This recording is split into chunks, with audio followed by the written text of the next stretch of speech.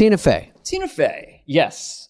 Tina Fey, one thing I remember about her, just a quirky little aside, I was on Oprah, the one and only time, with Tina Fey, Chevy Chase, Jane Curtin, and Tracy Morgan. And one thing I remember, they go, Chevy's kind of weird. They asked me to try to really be animated on the show, like just be funny rather than be interviewed, because they thought Chevy was kind of quiet or weird. Oh, they wanted you to amp it up. Yeah, amp it up because we're scared, you know. But anyway, I remember Tina just telling me afterwards she was going to the airport on a regional jet, and because when you do Saturday Night Live, Lorne Michaels always had the Paramount jet, and but she never went on it because she said it was like a flying car, scared the shit out of her. The Paramount jet? Yeah, I was fucking just jizzing to get on that thing. Jet. Oh yeah, I got on that thing. I know, because sometimes they're so small, it's like an MRI with wings.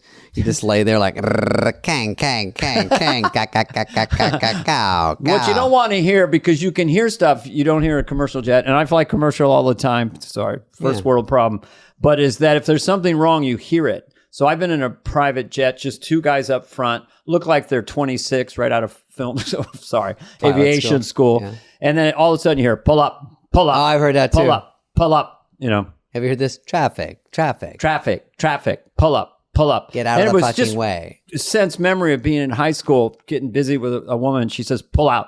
That was a joke. That was all that way for that? No, that was an ad lib. It's got a half smile. We have editing capability. I would say Tina's so lovely, smart, quick on her feet. We do voice text sometimes.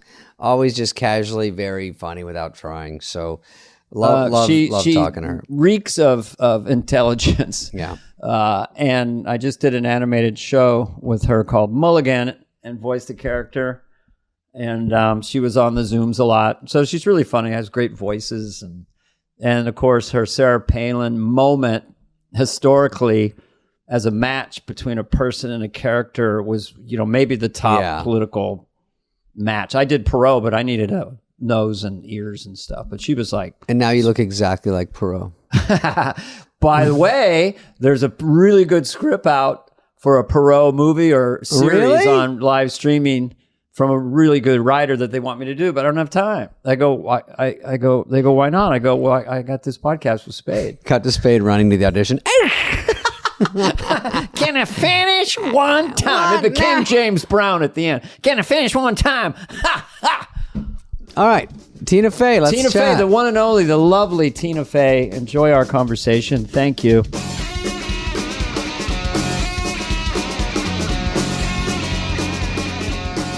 What are you watching? What are you and Jeff watching when the kids go to sleep? If they do, what's your show? Do you have a show that you share together? If they do. If they do is the operative. Right, they're teenagers, right? So you never know. My older one's 16. I'm going to try 1 year. And my little one's 10, and she's just like, we're up, right? We're up forever. But we watched forever, right? Forever. We're doing this? You're like, no. Great British Bake Off is what I'm watching right now. That's what you're watching right now. Well, I will tell you what I've been watching with my kids is I've been watching Baking It. If you like Great British Bake Off, check out Baking It, hosted by Maya Rudolph and Andy Samberg. Oh, really? And do they have contestants that win or lose? Like there's a reality show component? Yeah, it's a reality show. Amy Poehler produces it. It's real sweet. It's sweet-natured, like Great British Bake Off. Like nobody's mean or sneaky. I feel like I need to make one. And I like that too. I've seen Great British Bake Off. I wish I'd make fun. Paul Hollywood. So we've entered the phase, like you're talking about Andy and Maya doing that. That all careers have at least 5 things they're doing simultaneously. There's no more ever, unless you're Tom Cruise. You just do Mission Impossible and jump out. Hang on. You do Mission Impossible for 7 years. Tina! Like we did one of your side projects. We might as well promote it. Mulligan, a cartoon that was really fun for me to do with Robert Carlock and Sam Means and Tina. And it'll be on maybe in 2022 later 2022, I think. Yeah. Animation takes a long time, it turns out. Yeah, but Tina, I heard that. I'm going to jump in on the British Bake Off. Yeah. I'm a little behind because I've got a lag. That's always good for a podcaster. I had an idea for real. I pitched a show where you cook with celebrities. It's so dumb. It's been on, but the good title was, "Is This Thing On?" Is that was this good on? about the oven. Like, is the oven on? Yeah, is the oven on? Oh. It's for people that are on the road that don't know how to cook, and they teach them. So, that's Tina, a good idea. Yeah, right? Yeah. So when I interviewed Kevin Hart for something, I made a joke about his weightlifting workout show. And I go, are you working out? And he goes, no. And I go, you're not in the workout room? Whatever. Yeah. And he goes, and then someone off camera goes, remember you have a YouTube show about working out? He goes, oh, no. Yeah. Yeah, no, I do. I work out. I do that. He probably knocked out 6 episodes in a row a year and a half ago. Confessions. You've done it? This is a show. Well, we're doing this podcast, but this is also called Remember When? And it's a side show that I'm actually producing. And you're on 2 shows at once right now. So okay. This is, we got to branch out. It's turning into that. It's like an HFPA junket. Were you ever a Star Trek fan, Tina? No. I watched a little Star Trek back when there were fewer choices back on TV, but I don't super know it. But now that you get to pick. Well, occasionally this will dovetail to you. Occasionally they have an episode where William T. Kirk has to testify in a trial, and then the robot voice says all his awards for being such a great. And your thing sounds like that. Faye has won 9 Primetime Emmy Awards, 3 Golden Globe Awards, 5 Screen Actor Guild Awards, 7 Writers Guild Awards, 3 Producer and finally they go, enough. And then, of course, Mark Twain. That was a clever way of putting, for the audience who's never heard of you, couching you as this. Did you win a Mark Twain lookalike contest, or is that wrong? I won a Mark Twain lookalike contest. Yeah. Okay, I wrote that. I scribbled that one down. Scribbled that one down. Head writer right out of high school. Yep. Kind of did a mic drop by the time you came around and got the Mark Twain Award. It's like the resume was so fat. And then you pulled up your socks and did a Broadway show, and you're just going, right? And now it's done. It's all done. Everything's I have a question about the Mark Twain Award. Yes, when sir. you win awards, I gotta put makeup on. I'm gonna put makeup on. Let's get serious now. Yeah, I'm listening. No, you don't have to. I'll ask Dana. When you win awards, Dana, you've won stuff. Welcome to the MC chair. No, what happens is it more stressful when you win an award? It's fun to win, but do you have to have a funny speech? And how hard is that? Because you keep winning stuff and it's like, fuck, I got to make a funny speech every time. I do think I'm going to put makeup on while we talk, and you tell me if it helps. Of course, it's a tutorial. It's a third. Don't worry, we're never using the video. I turn off my picture. You can turn off your picture so you don't see it. No, I want to see this fucking shit. Oh God. Well, that looks like a really nice. It's a really nice product. It's a smoother. Smells nice. And by the way, it's not helping. Anyway, the best thing about winning in awards is leaving the auditorium, right? Because then when you win, then you leave and you go to the press room and you're gone. And then the worst thing about not winning is remaining in the auditorium for the rest of the award show. But you do have to try to have a funny speech, guys. I'm just putting a little bass. You're turning into a different person. She's putting all this makeup on. I don't know who she is. I want to get something on here. Do you like it when you come out of the limo and they start screaming and you go on the red carpet and there's all those mics and Tina, I know this first world problem, so we're just saying these are experientially. I mean, I broke out in sweat when I was nominated the first time. I was Lauren was behind me, and I thought I might have to go up there, and I literally broke out in a complete soaking sweat of nerves. I didn't win, thank God. And what Nickelodeon show was that? Slime. You know what?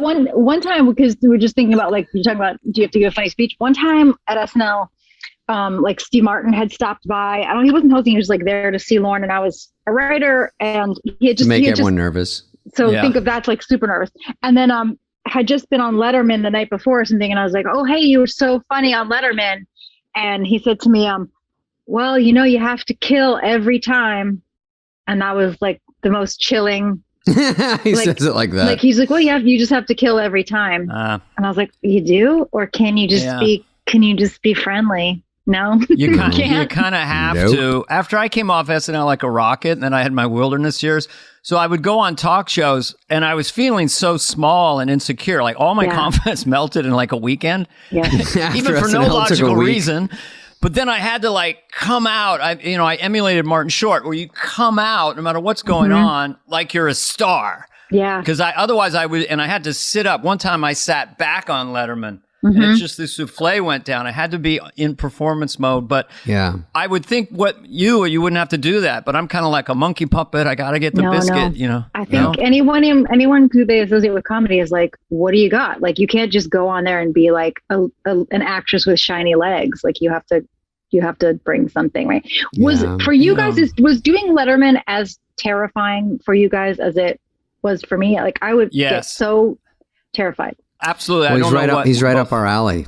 I think that's the problem, is like he was so the one. When I was watching it, it was sort of a different form of comedy, from loving Carson to going Letterman is a whole different vibe. And then if I could make him laugh, just that was the scary part, probably for all of us. It's so gross. You just want to make him laugh. It felt like David can see right through you. And I do think that he laughed a lot at not what I was saying, but at the concept that I was trying to land a laugh. And then he would have that great laugh. I don't think he cared what my joke was, but he loved the idea of a comedian. And what I would say to myself, for what I said a second ago, when I was in the wings looking and seeing him there in the audience, I would say to myself, don't give this show too much respect, just to get me back to even, because David didn't want that either. But your appearances are, always seemingly very well received. And then you did the famous thing where you took your dress off. Like, that's just like one of those indelible, okay, no one's ever done that. Googling. I tried to go out with a bang. His last Letterman? I sort of said to him, because I was trying to think I was very, very honored to be asked to be a guest in that late run of the show, and felt huge pressure. And I thought, well, maybe I could do a bit where it was sort of true, as he was the last one that was scary, right? Because like everyone else now, every touch I'm like, I'm not scared of Jimmy, I'm not scared of Steph, or right. They're all younger. I'm never on Kimmel because I'm never there. Like, and so I just sort of did a bit about how this kind of like lady dress with the tight thing in the heels. Like, I'm only doing that for you. I will never do that again. I'm not going to dress up for Jimmy. It'd be like dressing up for my brother. So this is my last dress that I'm going to give it to you. All sexy. And I just took the dress off and gave it to him, and I had like 1,000 girdles under it. It was not like a sexy Drew Barrymore situation, but a lot of space. Did you get a lot of response from anybody on that one? I mean, it kind of was something that people would talk about, I assume. I think he didn't mind it, right? He didn't mind it. I think the bit went over. And then, I saw like Amy Sedaris the next day or something. And she was like, oh, that was good. Whether she meant it or not. What I hate is when a friend gives you a report card for doing something on a show, and then they switch mid-word. Like, they're going for great, and then they dive to good. Hey, that was great. Good. I mean, I had a great. And then I hate when they switch. Just tell me I suck, but don't in the middle lean it out. Yeah, that was amazing. They go like this. I saw you in Letterman now. And they go, "Is that hard? It looks hard." And I go, "Why does it look hard?" You make it look hard. Bombed. This one, they go, "Hey, you look like you were having fun." That's one. Blush. You look like you had a lot of fun out there. You know what, Tina? I feel like a non-visual makeup tutorial might be the future, but it might not. It might be my future. She's putting on blush and some rouge. That's it.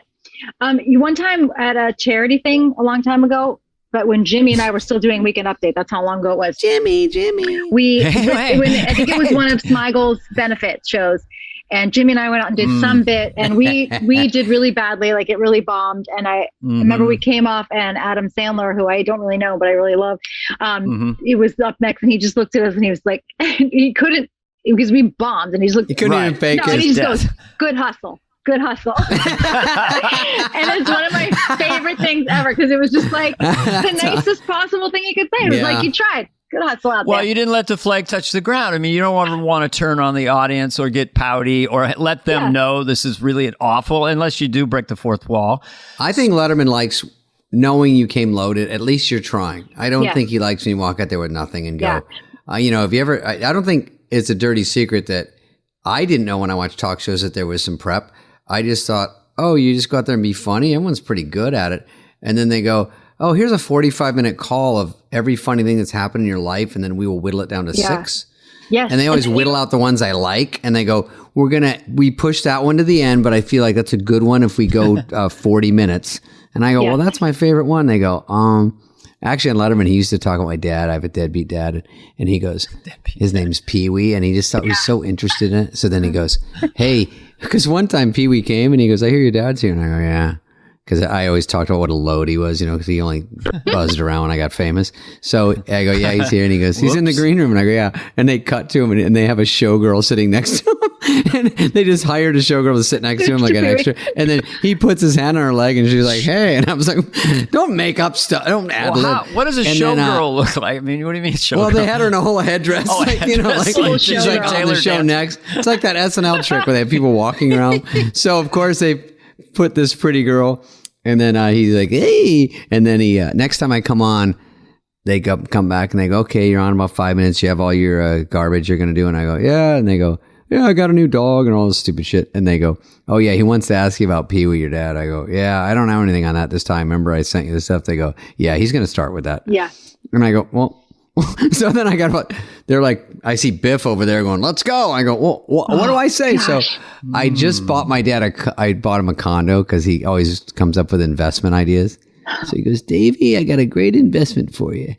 I think I'm going to let you buy me a condo. And I go, I don't know. I go, that's an investment for me. And he goes, yeah, hey, they're not making any more condos. I go, I think that's land. And he goes, no, it's condos. I go, well, with that kind of pitch. My dad forgot my name. I found out later it was land and I got tricked. By the time my dad was in his 80s, he couldn't remember my name. And I've got 4 siblings. And he goes, hey, have you seen Money? And they go, Money? You mean Dana? Who the hell's Dana? I need some money for money. Anyway, we're not bitter, Tina. But anyway, my point is this. How did your relatives handle your success? Yeah. From mousy schoolgirl to mousy star. To mousy. Yes. Now, Tina, I have a real question. Yeah. When you're the head writer, I'm reading this. Yeah. When you're the head writer, is it just a lot of hiding? It's you can't hide because everybody wants to ask you everything. Yeah, on Tuesday nights, usually if you had one thing you wanted to write yourself, if you actually had an idea, then you'd have to hide from people to try to write something. But like, I think being the head writer is just about like embracing shame and just being like, okay, this thing that I would never pick, I'm going to try to help it.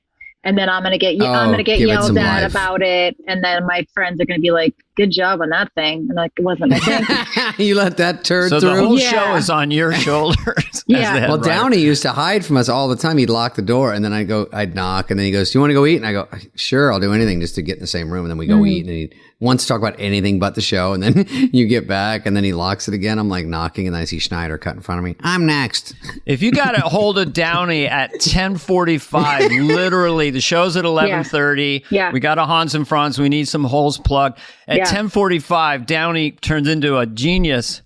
For 10 minutes, he just gives you like, because there's no more procrastinating, but he's brilliant. Yeah, I mean, he really takes it to the wire.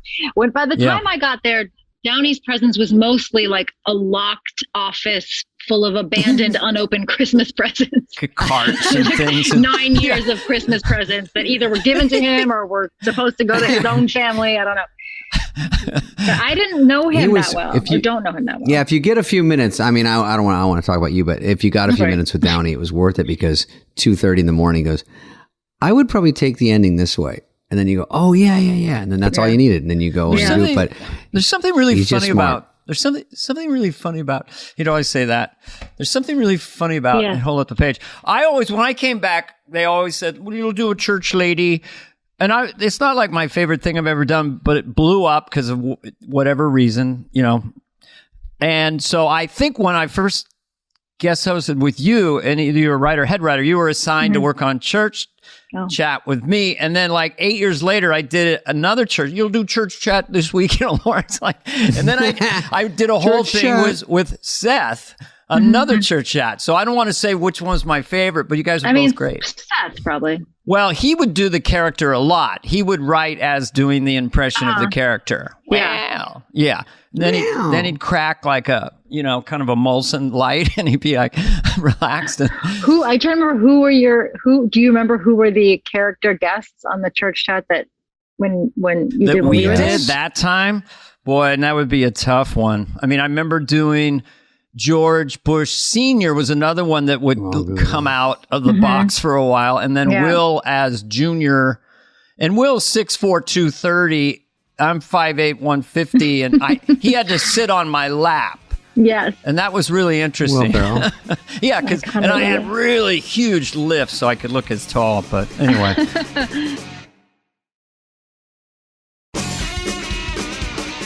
There's two lanes with you, obviously, the writer and the performer. Yeah. Which is, you're very unique in that way, I think. So these are the ones that I looked up, that I remember, but then I looked them up today. And you can comment on them just as a performer or whatever you were in the writing realm of them. Whatever jumps out at you. Okay. Were you just a performer or you're in the writing? Because it feels like there's a lot of your signature kind of thing. Okay, meet my future wife. Meet my future wife. Meet my wife. Yeah, so that was an idea that we brought in. I got to mostly just be a performer on that. Amy and I were hosting, and a guy, I know, this guy, Andrew Breedis, was like, I have this idea for a sketch. And I was like, let's get you paid for that sketch, my friend. And so... That's fucking unreal. That was a great one.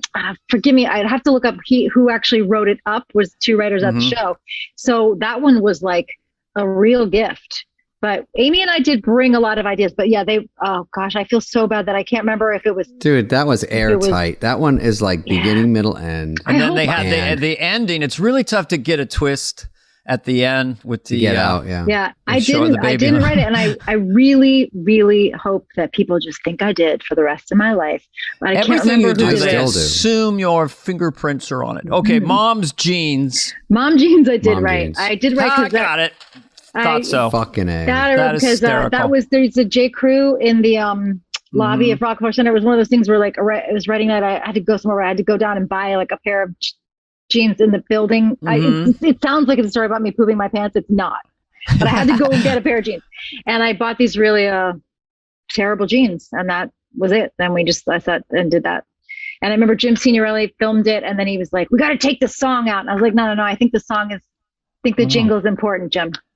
It was perfect, and my wife and I used to when I'm not even Mom Jeans, but we'd see the mom sometimes, and I would, as a joke, say she's closed for business. Like, in other words, her relationship is asexual at this point, and so closed for business. And I saw a lot of those high-waisted jeans, but that was just like a perfect hysterical thing. All right, now jeans are just funny. Hang on, Dana. Jeans are such a funny area. I don't know why, but like we did Bad Idea Jeans. Dana, I think you were in that. I was just gonna say, by the way, that I say Bad Idea Jeans all the time.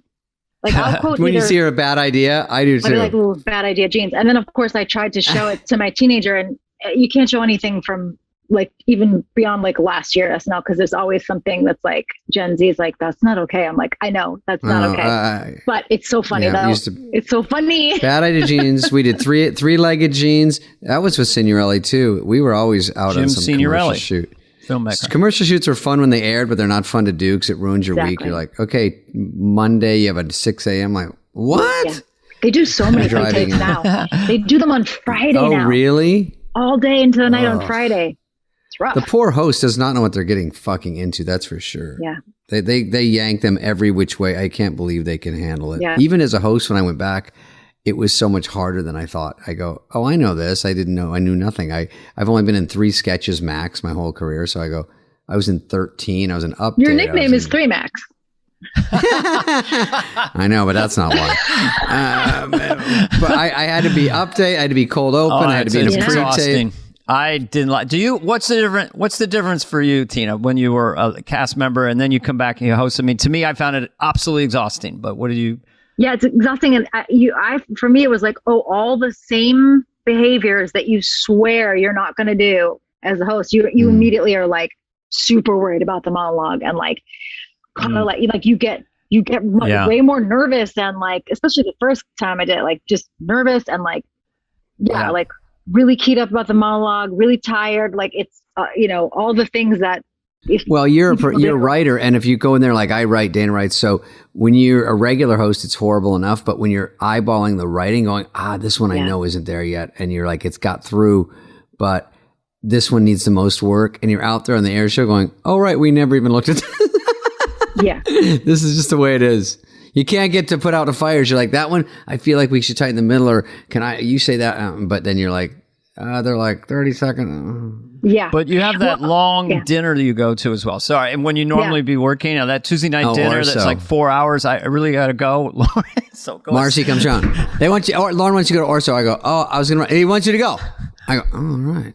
So Tina, go ahead. Or Shoemaker would tell me. They tell me to go to Orso. And then I go, you get to have dinner with the host, which is fun, but you lose 3 years of your life because you can't write. You have to stay longer. It's so, the other thing when you host and you go back is if you've been a writer there, when you sit in that Monday pitch meeting and you can tell like it's all live, all fake pitches. And you don't peek on Monday. Yeah. Fake pitch. You go, you're giving me this fucking bullshit. I know the fucking secrets. Yeah. Oh boy. Can you remember a fake pitch? I have one for Tina right now. Yeah. What do you got? Caveman Afraid of Caves. You'll play Cave Girl. JB Smoove pitched the same fake pitch for like 2 years, and he killed with it every week. And I'm sure. Well, then it became a running thing, right? Yeah. It was a pitch it's an all-day cigarette. I will refrain from imitating JB. It was an all-day cigarette. It's this long. You smoke it all day, and the ash gets like this long. That was it. It's so hard to even do. You're like, how would we even do that? But everyone just laughs. Funny idea. Do they still do this thing where they go, like, let's say it was, Paul Rudd, and then they go, Paul Rudd's here, and then everyone goes, and they go, next week, Sharon Stone. Yay! Oh, no, I think you were there in meaner times. They don't do that anymore. That is meaner because the host right away goes, what the fuck? What the fuck? Okay, Brownie Husband. Dana, they did that when you were there. Oh, yeah, Brownie Husband. Go to Brownie Husband. Brownie? I mean, that thing is crazy. Oh, yeah, and I was just the host. So that was, oh boy, I can see her face. It was a woman writer, and she had curly hair. No, it wasn't Paul. Was my friend. I'm sketching her. But Brownie Husband, and you go with or without nuts. I mean, it was actually long for a commercial parody, but it was funny. It was like 2 minutes. But when you chewed on the torso, so the people that haven't seen it, it's a giant brownie little man, and Tina is basically it's her sexual partner or whatever, and then when the liquid chocolate comes out and you're just like diving into the so you had to, were you someplace else? Was that methody, or was it just like I feel like one of the few specialties I have as an actor is on camera eating. Like a lot of people avoid it, and I'll tear into some food on camera. People don't know how hard it is to take. Like Jack Nicholson was the best at eating. Yeah. There was a bit. This is Anna Gassar and Rachel Dratch have this fake Hallmark Christmas movie out right now on Comedy Central, and one of my favorite bits in it is there's it's really funny. The actress who's playing like the pretty ingenue lead has like a chicken leg, and she just keeps going like this, like not eating it, and it really made me laugh because that's all you do when you eat on camera. Usually it's just go to great lengths to never eat it. But yes, Brownie Husband is based on those kind of commercials where it would be this like a decadent chocolate dessert was like geared for lonely women. Would be like like a hot chocolate bowl for one, and like it so counts sad. As a date. So grim. Just went to the so grim is the best word. Wait, let me see. Oh yeah, when I was thinking of my friend's daughter has this guy, and I was thinking if you were starting now, obviously we'd all be writing for memes. But if we were starting now, my friend's daughter, I know I brought this up because Instagram and everything. She said, "Oh, I'm dating this guy and he's so funny." And so I was like, "Oh, good. Give a funny guy a break because, I'm not a real looker, and we'll talk about it in the comments." But she said, "He's so funny." It's a character. And then she showed me 3 Instagram memes. And I go, well, he's a middleman. I hate to break it to you, but he finds a funny one and then he sends it to you. And she goes, right. And I go, he doesn't write to you. He's just Instagram. And then she goes, I know, but it's funny. I go, I'm not getting to her. I go, you can like him anyway. It's okay. He found a funny one and he liked it and laughed, and then you laughed. That's fine.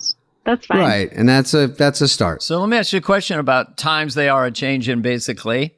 So you do Sarah Palin, which is an explosive connection between the way you looked and sounded in the writing and the moment. I had Ross Perot 20 years before.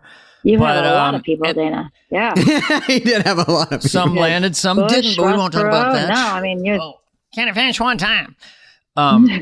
But then, so Sarah Palin comes to the show to visit. You've done her. Yeah. And I think back then in those days, it was like you made it funny. You weren't teaching us in a way. It made just speak to like the difference between 2000 and now, as far as the sensitivity to that. So she came, and then McCain came with his wife. So go ahead.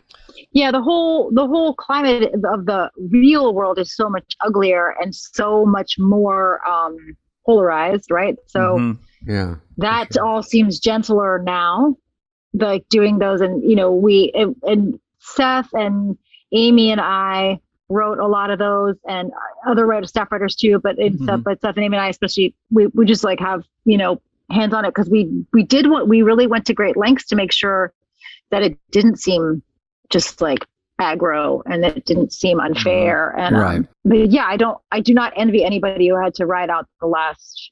It was like the end of an era where it was like, when I was there, it was all just goofy and fun about any president. I really didn't even know about politics, to be honest. I look super smart, but I don't really know anything. You look incredibly brilliant. I look so smart. I have a crew neck on. People can't see this. But it was like an easy fun, like, oh, we're making fun of this guy. I was like, I knew they were Republican or Democrat, kind of. I didn't even care. And all the jokes made sense, but they go, Downey and Franken are good political writers. I wasn't. And then, fine, I'll do my goofy shit. And then we get on, and then Sarah Palin felt like right at the end of where it started getting really rougher. Well, the iPhone came in, and then shortly after that, Facebook and everything. So everything evolved from that, right? You would say you're friendly with Sarah Palin, I would guess, right? You're talking to Dana. No. I mean, I feel like, we're not friends, but like if I saw her at something, I wouldn't be like storm ashamed. Out. There was no... Yeah, there was no. She talked like a little smack afterwards. I think she had that maybe thing of like, because people got to her and said, "Why would you let him do that?" Preaching to her base and forgetting that it'll get picked up. But no, if I saw her like on the street, I would say hello to her, and I think she would say hello to me. I don't think I saw her. She was behind me in the press line at the 40th. Yeah, and so she came to the 40th. So at least that's right. I mean, that was. Okay. So it's this idea that you're doing someone that you hate, and publicly everyone knows you hate the person you're doing. I don't hate her, by the way. I don't hate. No, that's what I mean. I don't think I've ever done anyone I hate. Well, I did Adolf Hitler once on the show. I hate him. You don't even know him. Well, it was me and Jan Hooks. Here's one that just died. I always thought it was funny that only time we see Hitler, he's screaming. So Jan Hooks and I were in bed. I'm Hitler. And she's real quiet. Wake up, Adolf. Wake up, Adolf. And then I just sat up in bed and started screaming, and just silence. Cut. So anyway, but I've never done anyone I hated. Like right now, I kind of play around with Biden, but it's sensitive, very sensitive, how you use him as source material without it polarizing or making people angry or making fun of some of what people perceive. Like Al Franken said, maybe he's lost his fastball, stuff like that. Yeah, it's interesting. I think if it's silly, it's better, I think. Yeah, your Biden's good. Do it. We can do better. Come on. Here's the deal. This is America. Here's the deal. I'm not kidding. No joke. I'm not kidding around. I like when he yells. He gets really mad and then he whispers, because we need pipes. We're going to get them. We know how to get them. Come on now. I'm not kidding. So I think he's a funny character. I feel as long as it's funny and kind of abstracted and silly, maybe I can get away with it, but I don't know. Yeah, I feel like what you do, though, Dana, what makes you so great at it is because you get at the person, like the core person, and like what's funny about them as a person, as opposed to like people who, if you're writing from channeling your rage about their policy, or how much you hate them, it comes out sour. Have you seen the new guy that's doing Trump now? I think he's amazing. Brilliant. Beyond, next level. Yeah. And I always thought that there was 1,000 rhythms. The Trump is one of the weirdest voice patterns of anyone. And James Austin, he has three names anyway. James Austin Johnson. He's amazing. Yeah. Amazing. That is like, And they have a funny hook with him now too, where they do bullet points of his nonsense, which is a great game where it's like he's rambling, but they put bullet points up like it's making sense. Yeah. And Scooby-Doo and many people. And then you see it switch, we're doing, Jane Acres, a tremendous show. Everyone, she wanted to be in the city, and it goes on this and it's really good. It satirizes Trump in the way you're just talking about, that it's funny and you don't feel like you're trying to be taught anything. Well, you don't know for sure he hates him. We're just laying it out. And I think when an audience sees something they recognize, they're just so full of joy. They're like, yeah, Trump does do that, and then leave it to yourself too. So that's a perfect. It's also maybe example. easier. It's also maybe easier to do that now because he's out of office. Like everything seems so high stakes and stressful. I couldn't do Obama and till he got out of office. I could tell the audience would tighten up. And then once he got out of office, I could do it as a white man, just something I like to do. I love the rhythm of Obama. I like the way he steps up. This kind of matter of fact thing he does. And I just do it all the time now.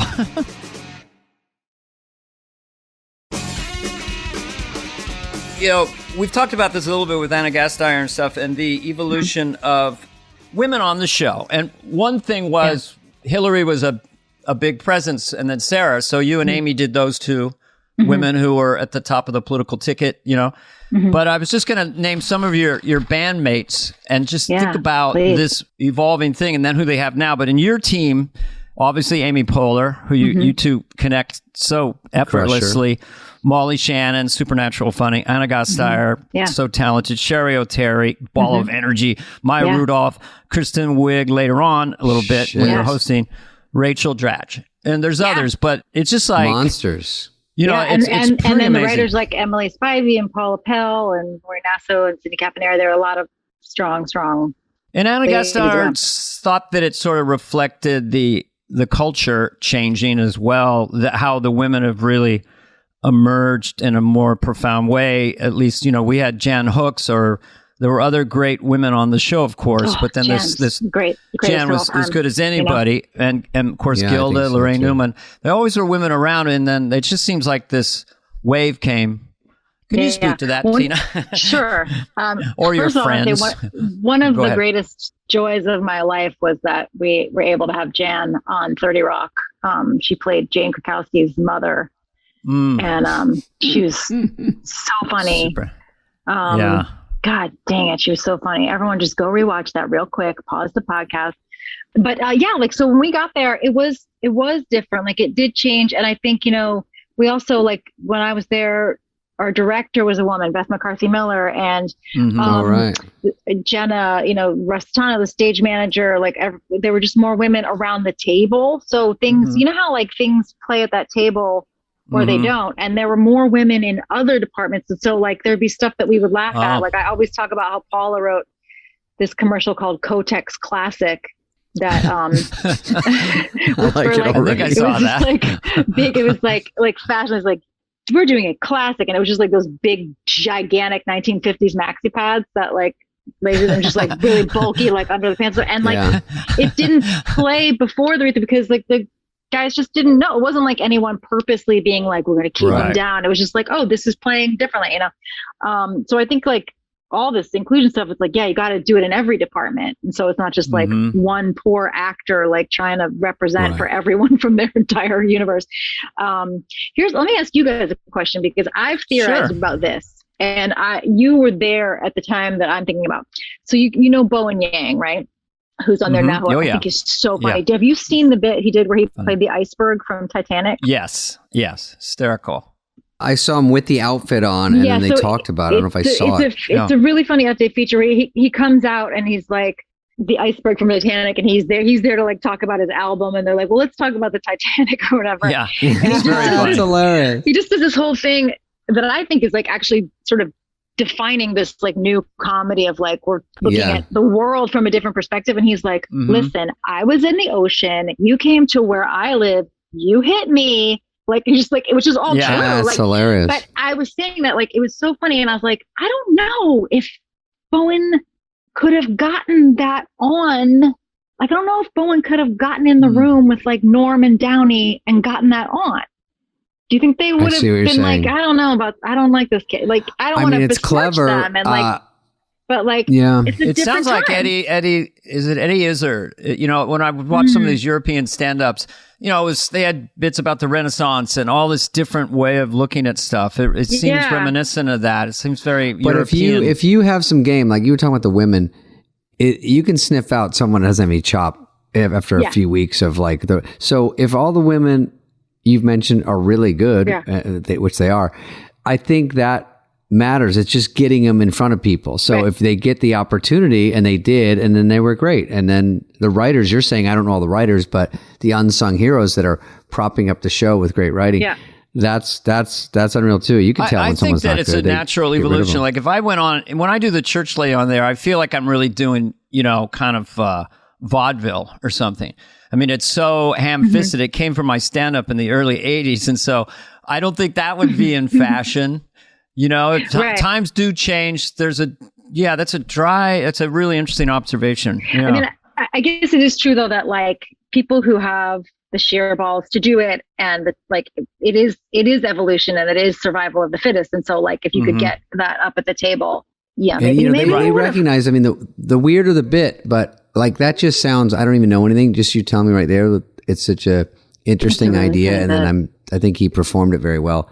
Yeah, we were wanting to talk to him too, because just his experience coming on and actually not just like, we have an Asian American. It's like, no, bring someone on and they're good and they blow up and you're like, are we missing out? Yeah. What's going on here? Yeah. He sounds like one that's really popping out. He's funny. He's killing. He's got funny rhythms. Yep. Hey, you were an improv group, right? Yeah. Can I tell you guys a nightmare that I'm experiencing right now, which is I got asked to do, there's this show on Broadway right now called Freestyle Love Supreme. And it's Lin-Manuel Miranda. It's a big hit, Tina. It's a big hit. It's really cool. I saw it off Broadway. Everyone loves it. And it's all like improvised rap and music. And they asked me to be a guest on it. I'm going to be a guest there on Thursday night. And I kept making sure they know, like, I think like, I'll be a guest, like I'll be like a monologist, like an ASCAT, like, like they know that I do not improvise music, right? And my manager's like, yeah. So anyway, and I'm just for the next couple of days, I just keep having like recurring daymares that I don't know about I can't improvise music, y'all. Are they going to ask you to do freestyle rap, like in a battle? I can't do that, right? Well, yes, you can. Let me I just give you. I want you to play freeze tag. Tom Cruise. No, I can't. Don't make her. Cruise, nothing to lose. Got to get some booze. What you gonna do? Wait a minute, Dana, you go do it. And you can practice. You have to practice with your daughters. They'll love you for it. Just my God, Tina, give me a word. I'll start out. rhyming it. David, give me a word. A lead in. Counterpoint. Tina, bail. Counterpoint. Bail. Gotta go to a joint. Here's what I can do. If I can go there and I can be like, give me a word, and they say blender, and I tell a story about a blender, and then they make up a rap. Fucking please. How about you go give me a word and you say blender and then they do everything? You know what you're going to do, Tina, and you don't even know it yet because your instincts are so good. Forget it. I'm out. You're going to get out there and try to start rapping, and then you're going to deconstruct it into this nerdy person who can't really do it, and you're going to get triple the laughs. Maybe I shouldn't have put that seed in your head. Like, hey, check the papers Friday morning. Don't you feel like when you agree to stuff like a podcast, like when the day comes and you look at your calendar, you're like, really? All right. I mean, there's so much you can do. How did you get roped into this? Yeah. They asked me and I said, yes, of course. I love those guys. Did you think you'd be able to talk at some point? Honestly, this is a pretty good back and forth for podcasts. Sometimes it's worse. Lauren always said this phrase to me a lot. There's a lot of goodwill. So that would apply to you when you get on that stage. That only lasts for like the first 30 seconds. I know. That only makes me nervous. I mean, I called him. Once I was hosting, I called him. He goes, it's sort of a victory lap. I go, really? I mean, shouldn't I work on something? No. Anything he says is funny. That's it. That's when someone write like a 12-minute cold open and they'd be like, well, that was all the goodwill. Now, Jesus Christ. And everyone's like out of it already. Yeah. Now your monologue hasn't even started. Warm down. So, Tina, what question have you never been asked that you want to be asked? What question have I never been asked? One word. Robert Carlock. One word. Robert Carlock. One word. Wasp. 2 words. 2 words. Wasp. Wasp genius. Yes, he does have a sort of a Yankee Doodle Dandy kind of sweater. Chumley. Yeah, Harvard. Chumley.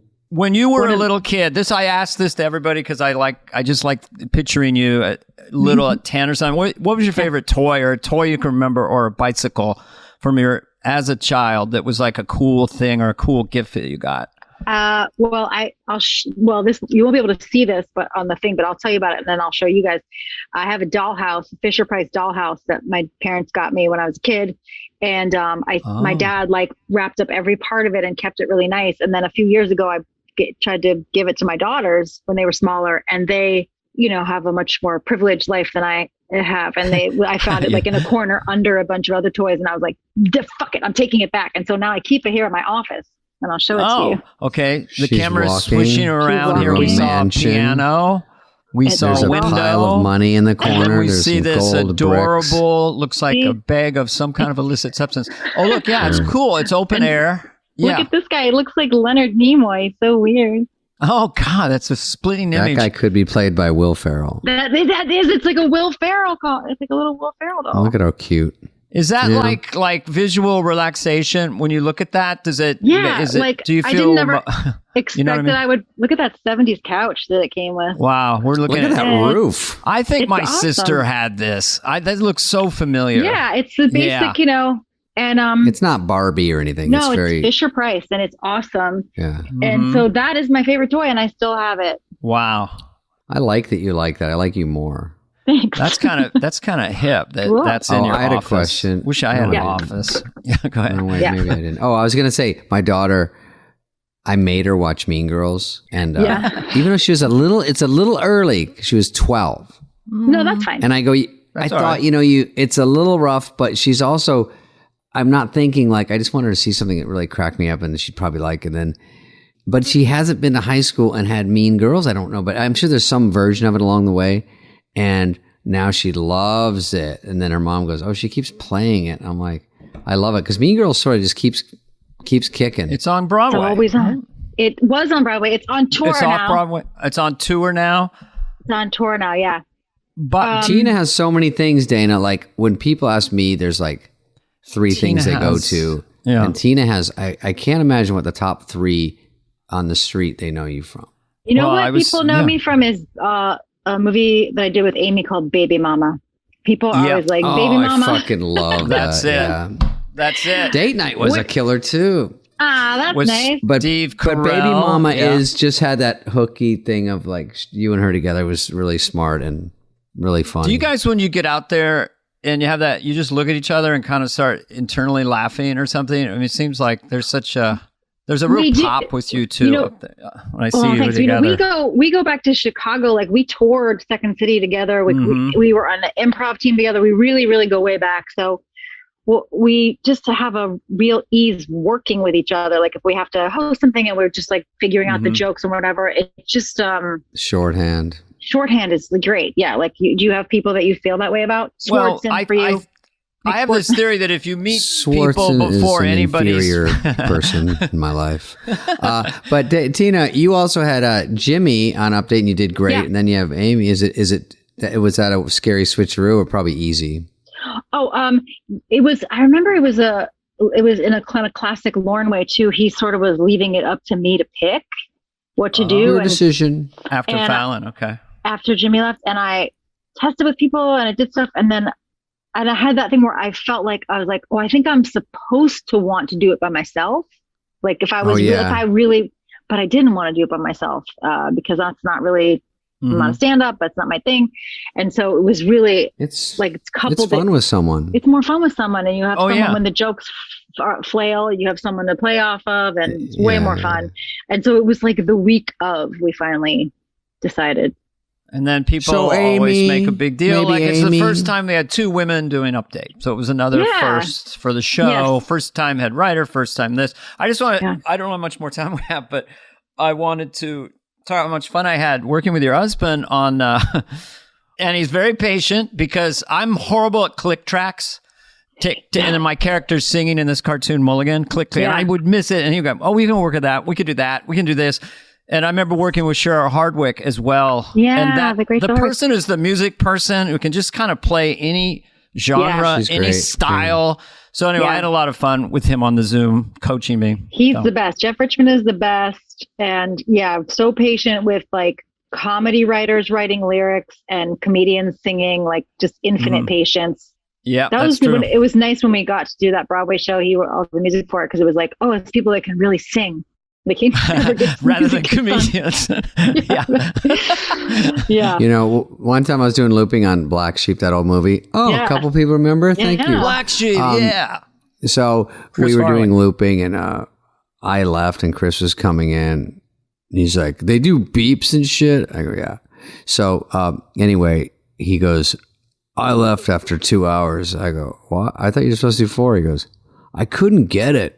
I go, you didn't get any? He goes, 2 hours? He goes, it goes beep, beep, beep. Then you're supposed to, I don't know what the fuck they're talking about. Go. I know, it's pretty simple. Because he was a pure performer. He wasn't. Yeah, like, he just wanted to go, robot. Right, and he wants to change the lines and just do it different and just do a better performance. And it's just, looping is a very tough, dirty secret. So, but real quick, the girls sketch where you played the kind of Eastern European woman is hysterical. Oh, yes. Blurta. That was fun. I think Seth wrote these that are for just me. compliments at the Seth end. wrote that for you? I'll take it. I think Seth wrote that. Yeah, when I was That was hosting. great. What about Bush Twins with you Bush and Amy? Twins, That was me and funny. Amy. I think I wrote that. Okay, so for the young people out there that want to get into comedy writing or want to, look these things Hit up. her name, hit YouTube. They're and on then YouTube. Just crack up. Well, do you have Thank you, anything else, Tina. David? I don't. No, she's great. I'm sure and you gave that us she's such got a chunk. people to meet and places to go. Well, I I hope. love you guys. You're my favorite. When I was a kid, when I was a teenager watching the show, I had a crush on both of you. That's so Now cute. here we You're are. like America's sweetheart. Weren't you called that at one point? Or the thinking man sex or something? They've which always is put like you in. not a thing. Not a thing. You still do your Philly accent around the house or no? I do it all the time, hon.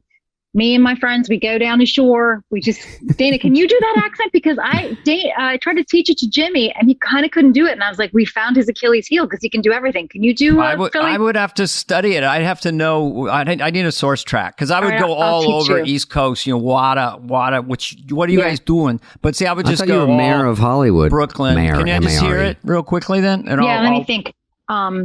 All right, Lee Mullian's like, I'm going down the street. We're gonna get hoagies, and then we're just gonna go sit somewhere and smoke.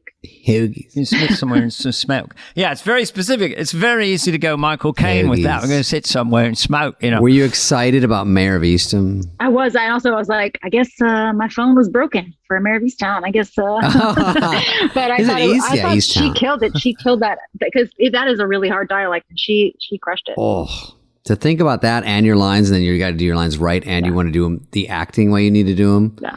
I had to do New Hampshire once, and they go, "That sounded a little boss," and I'm like, "Listen, guys, tough one. the people watching my movie will be Same 4 to thing. 7 years old. Yeah, just relax." I say it's Petridge Farm, fresh and flaky turnovers. That's the way you do it. Petridge Farm. You can get it in one word, but I'm not. I mean, Daryl Hammond. There's people of incredible ears. I Daryl. really need to listen or hang out with someone a lot.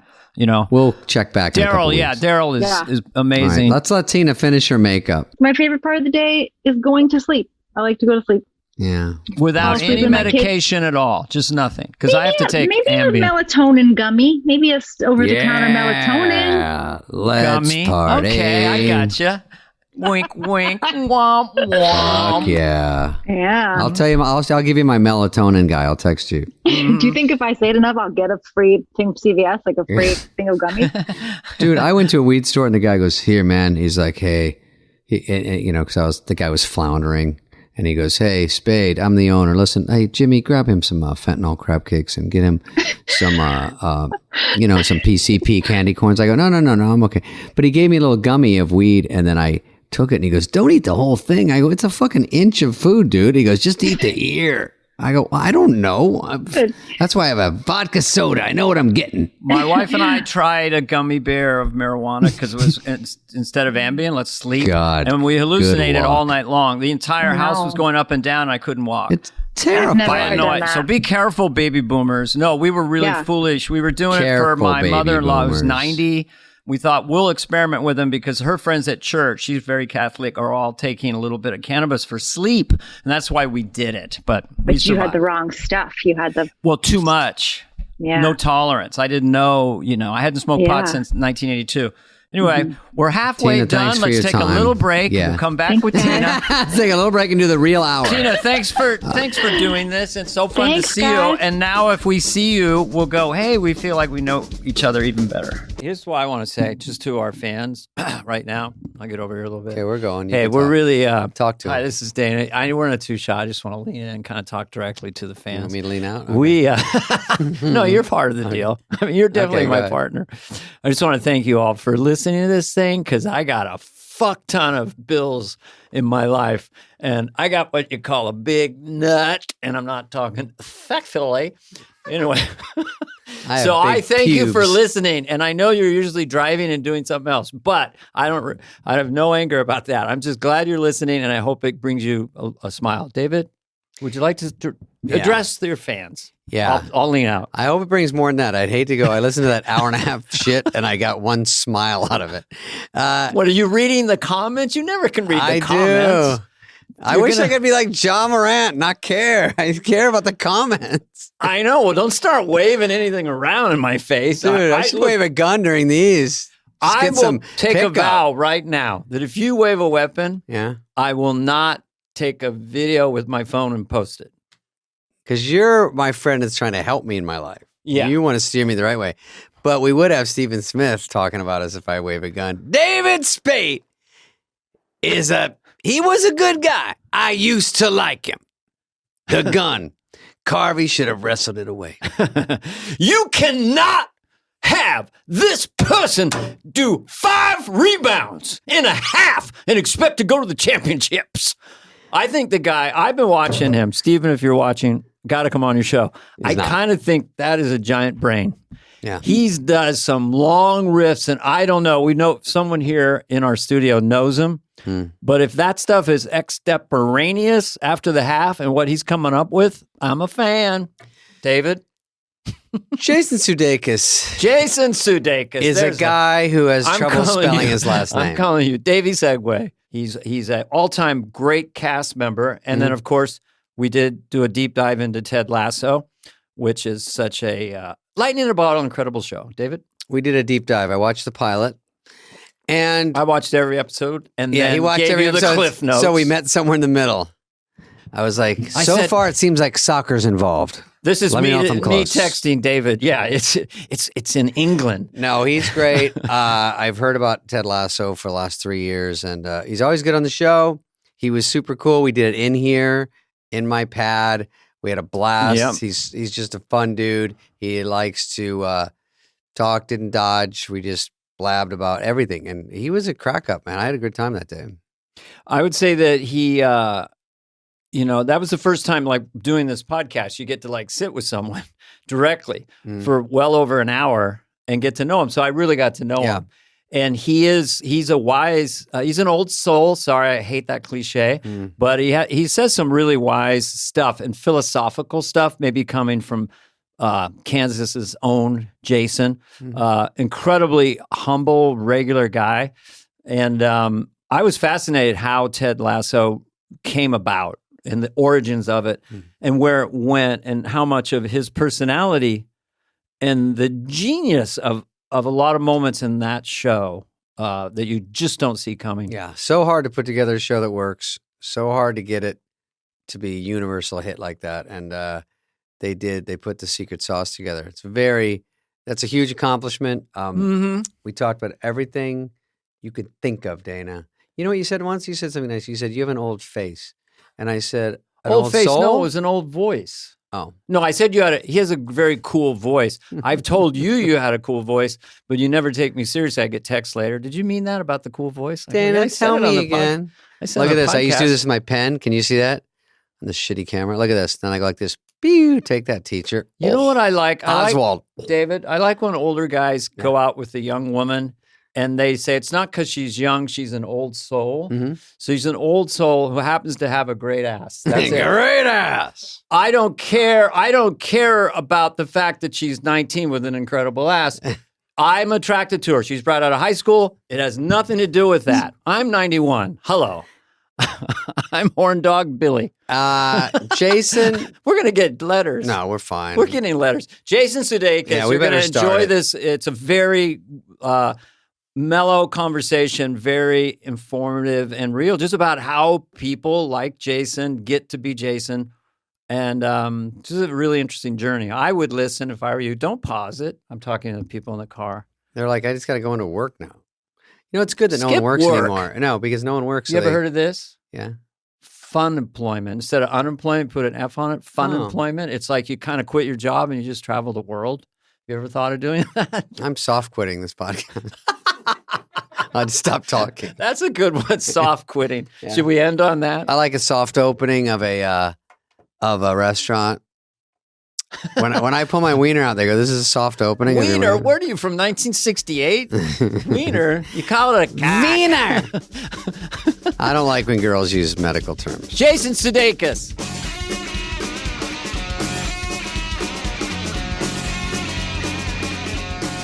Do you know David has adult candy bars all throughout the house and one in the elevator? No. Sorry, inside baseball. I got stuck in the elevator once. Well, he has an elevator. Yeah.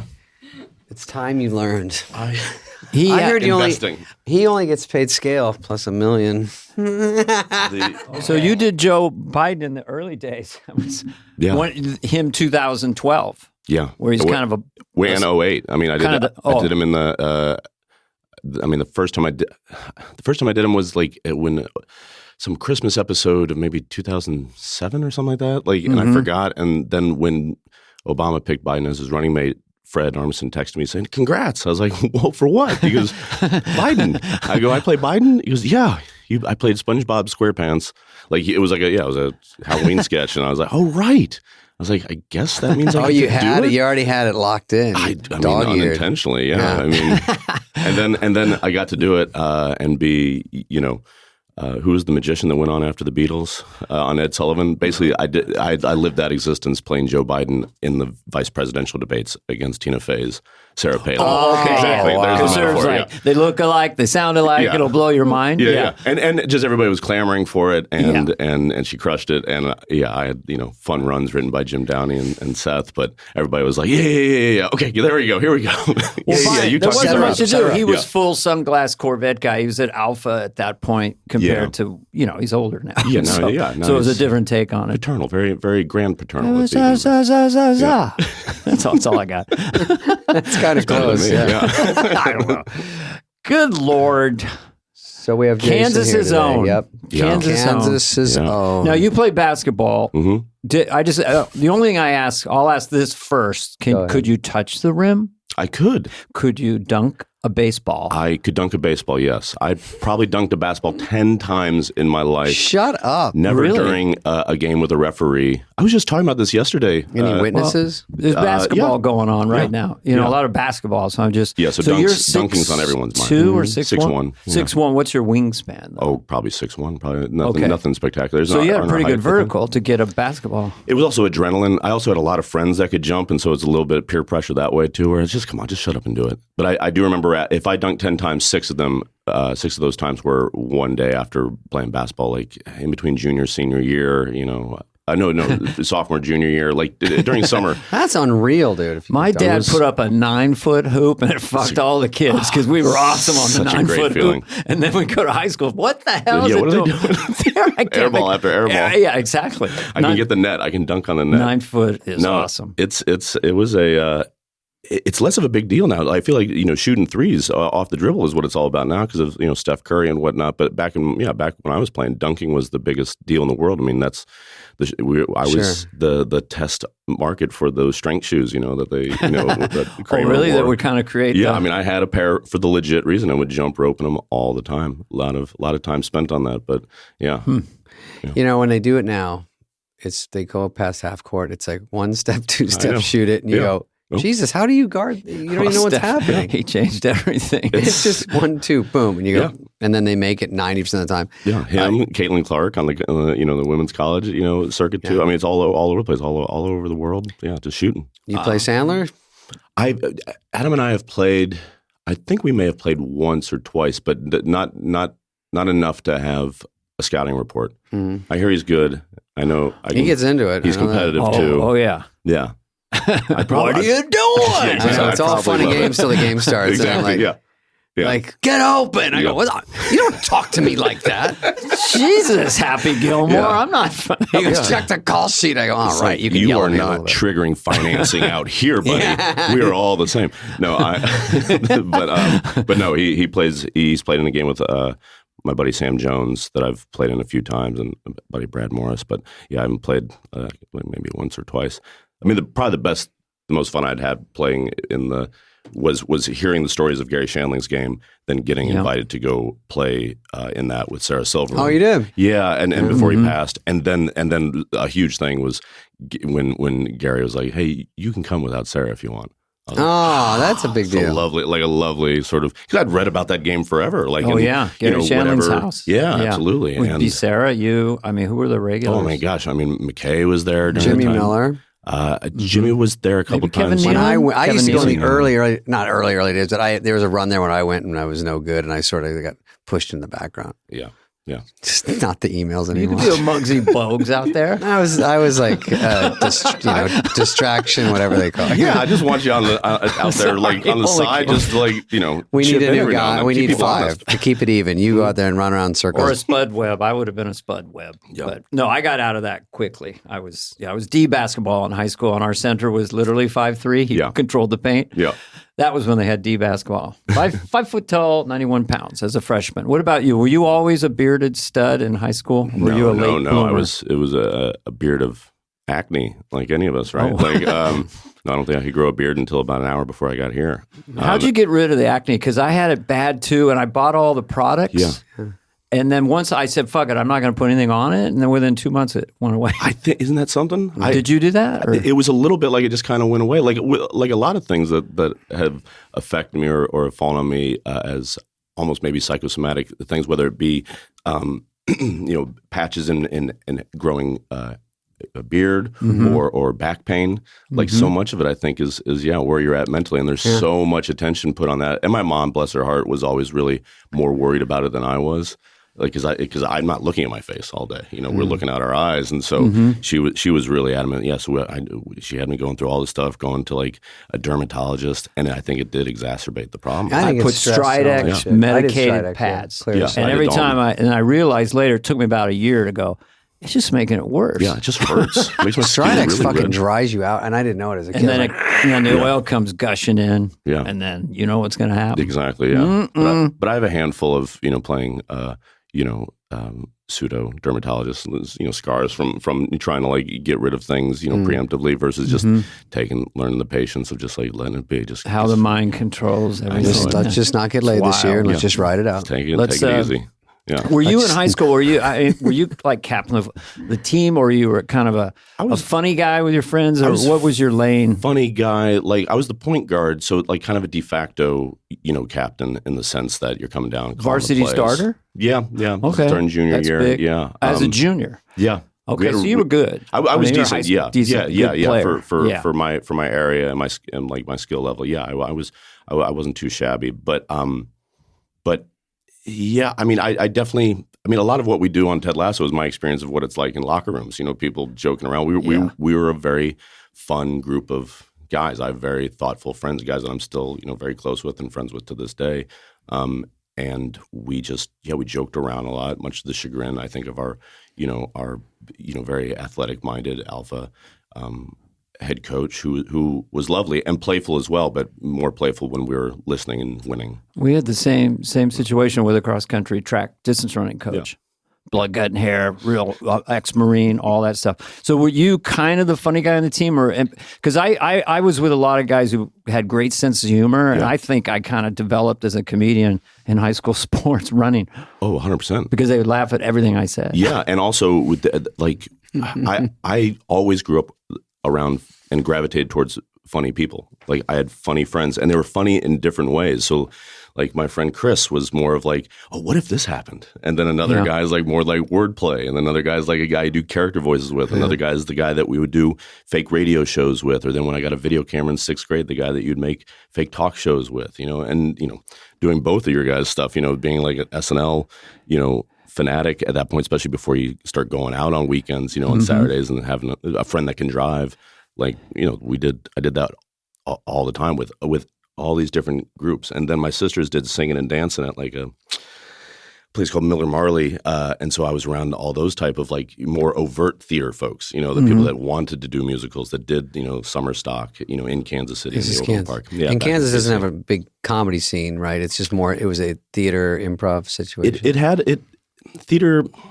Yeah, I mean they had stand up clubs. I mean, I assume you all did like Stanford's and Sons and all that. Yeah, clubs in and coming through there, I know I saw Dennis Miller do stand up my right before my senior year. Me and my dad went to go see him in KC at a place called Stanford and Sons. Yeah, and brilliant. But yeah, I mean, my focus was mostly Mom taking us to go see touring companies, going to see my sisters do stuff during the summer, and then there was a place called Comedy Sports that was like sketch, or mostly all improv, kind of like Whose Line Is It Anyway? Like short form games. That's hard, actually. I just love that, and it is hard. And if that's what you learn doing, like where you're just constantly jumping through hoops, people setting you up to fail, like the audience, and it's all baked into it. You develop a little bit of a thick skin. Fast. Improv is so fucking hard, and stand up is hard, but it's at least you can get a head start, and think about it. Yeah, because now when you're in high school, there's a point where you go, I actually think I could maybe do this as a living. I didn't really think that when I was doing stand-up. I just did it one day and just said, I'll never do this for a living. I just want to try it. Yeah. No, it wasn't until moving to Chicago that I think I want to do this for a living. At that point, I moved after I stopped playing basketball in college and stuff. Like I was just like, okay, quit doing that, started doing Comedy Sports, working at a grocery store, living in my parents' basement, and then I was like, I'm going to move to Chicago. Yeah. My folks were from there. My grandmother lived up there. I lived with her. My Uncle George and Aunt Bernadette had done Second City. George went. I assume that you had a place to land. I had a place to free for a while. George Wendt is your George Wendt is your son. He's my son. Yeah, it's weird. It's a genetic thing. I'll talk you through it. It makes sense. I brought an iPad to explain things visually. But yeah, like that was when I made the decision. Like, I want to try this. All the rest of it was just about having fun. It was just wanting to do something that I saw and having the opportunity to do it. I assume it's the same. Did you have stage fright? Or were you pretty comfortable? Wet the bed. No, I stage fright, no. Okay. I'd get antsy. I'd get excited. I try to explain what anxious is to like my kids. I say it's excited plus nervous. So I was definitely anxious, but I think there was something about having an athlete's mentality towards it all. And it's something I still say today, and something, again, we've used on the Ted Lasso show. There's no defense in the arts. There's nobody trying to actively, for the most part, when you're doing it, stop yourself. You from doing it. Yeah, your own apathy, your cynicism, your ego, your baggage. But I tell my sons, there's no getting your feelings hurt in show business. Yeah, it's like no crying in baseball. Yeah. Because it's a monolith. It's not against you. It's not stacked against you. It's just a thing. Yeah. And there's how are you going to respond? It was made to make you feel bad. Did you? I just want to insert this because I've always been noticed your voice. And did you get some voiceover offers early in Chicago with your voice? Never in a million years. Seems like you have a very good. He just noticed it was sexy a minute ago. Hey, look, I have a wife. Morning voice. It is very sexy, but no. It might be deeper right now, just because of It just seems like a good voice. Ford Motor. Screaming short. Like Arnett has GMC. Arnett's got I could never. Yeah, I did a voiceover thing for Applebee's like a few years after SNL, which was nice because they're headquartered back home and stuff. And how did that sound? Did you put on a voice? Not really. Or was it just really like conversation? See you tomorrow. Applebee's. See Hey, feel like a pot pie? Yeah. All the spaghetti you can eat. Tired of blooming onions? Then come to Applebee's. Sick of breadsticks. Fish sticks. But I remember, and there was a big teacher, big influence in my life. She comes up all the time, but this woman, Sally Shipley, who taught speech and debate, had one of her students, she also taught radio TV, and one of her students was like, oh, we should do this thing. You should get to do the voiceover is Jason Sudeikis. He has a nice voice. Okay. And I was like, I do? Yeah, I didn't know anything about that. And I don't have a voice. I don't have a face either. I say this you on barely the podcast. Talk. I'm like an invisible person, but you can put stuff on me or give me a voice. The silver screen. You're just you are. I'm just invisible. I'm a totally neutral person. It's whoever you want to be. Yeah. You can put a nose on me, whatever. Give me an accent. It's a blessing and a curse, isn't it? I don't know. I'm so tempted to talk about Ted Lasso, but I don't do not. They told us, do not. Oh, for real? I figure, they said 45 minutes in. He doesn't want to promote Ted Lasso. It says right here. He only wants to talk about working at Banana Republic. Great, perfect. And good. We want to spend an hour on and he's an insane pinball person. Have you been to the pinball place in Vegas? The Pinball Museum off the strip there? Fucking monster right by the airport. Else. It's unreal. Yeah, really is. They write pinball big enough. You know where it is. And I went in. Yeah. Bing, bing, bong, bong, bong, bing, bing, bing, bing. Free game. It goes like this. Yeah. Free game. But I did it. I went through there and got all the effects. Good place to meet kids. No, I'm kidding. So, no, I went in there. I felt weird because I'm like, it's mostly adults. I go, who's weirder? You know, I'm in here. But I played Galaxia. Yeah. Asteroids. Boop, boop, boop. Asteroids. You don't find them everywhere, Dana. No. You don't go to Shakey's anymore, I did. Guys, I'm from the 50s. I mean, we had a pinball machine at the lake. It was Lake the devil's Ronan. game back then. It was gambling. It was bad news. Don't put your quarters in there. Well, Guppy would... the guy who ran the where's Guppy been? Mercantile in Lake Ronan, Montana. He was the king of that pinball machine out on the deck, and there were goats, and we'd challenge him. And so I love pinball. Anyway, I fell in love with it. Yeah, after the fact. Throughout, it's always been there because growing up, I was born in '75, so arcades were big as a kid, and Dad taking us to go those things, and I would play, Dig Dug or any of the other games, Tron, whatnot, and then he'd always go over to these pinball machines, and that was the first time I saw a dude cradle the ball where it wasn't just luck. He wasn't just slapping it up there. I was kind of then kind of got away from it. Then one of the fellows that owns and created this theater called Boom Chicago in Amsterdam is a big pinball fanatic and knows a lot about the history and just how the games are made and the designers. And he had one and kind of taught me, and Brendan Hunt, who plays Coach Beard on Ted Lasso, taught us kind of the more nuanced versions of that. And then 10 years went by, and then I bumped into one again. And whenever especially when you're with someone and you go do films and you're spoken for, to go out on the town can be laborious, especially as you people knew me from SNL. Yeah. So me and my friend Chip, who I work with, we would go find a place. I had found an app that was just really? Where you found out where the pinball machines were. And it's so great because it give you a reason to go out, give you a focus on something. It's not just having a beer. We're not do something. Give you something totally and to focus on. And also, as people maybe started to join us, you could kind of just include them. It was always, we'd always rent a pinball machine too, wherever we were shooting a movie, just to kind of learn it and give ourselves something to do. That's like a Sandler movie. Actually, right? Yeah, it feels like in Jerry's Deli. We patched a little PG-13 on Netflix here, boys. Okay. Jerry's Deli in the Valley was a big place to hang out. I think it's still there, but maybe it's not. Jerry sold. Yeah, but they had, so that was the old days of Sandler, Drake Sather, Schneider, where they had pinball in there.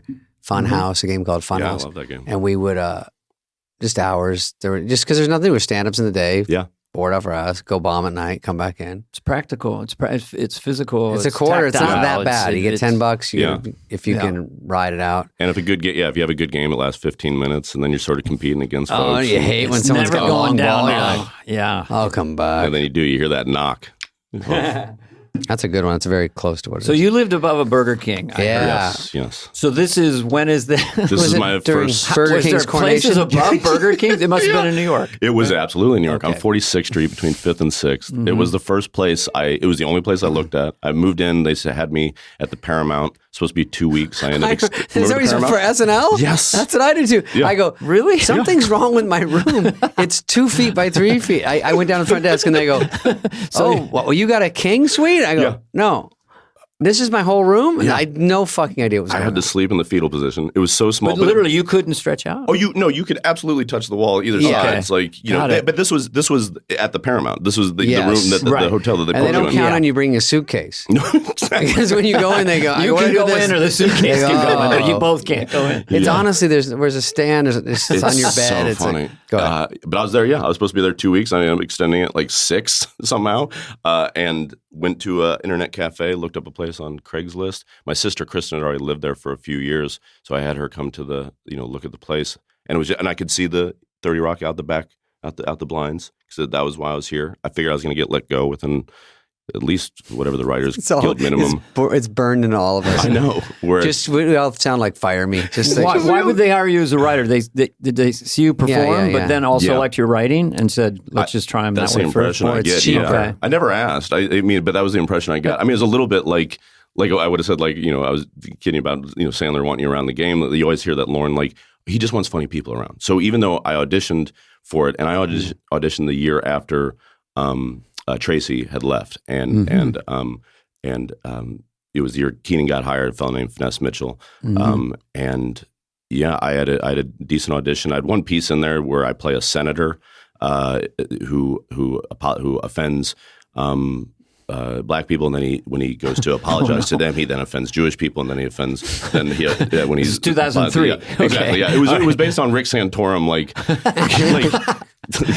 he compared homosexuality to bestiality, and then in his apology, just doubled down on it. It was like, what is going on? And so I did that, but it was nonpartisan, and so they liked the writing of that because it was taken. I like there was thought behind it. Yeah, exactly. Steve Higgins was more vocal about why I got hired. Maybe you could give it to someone else. Steve Higgins was the champion for you. Him and Tina, who I knew, her and her husband from my Second City days.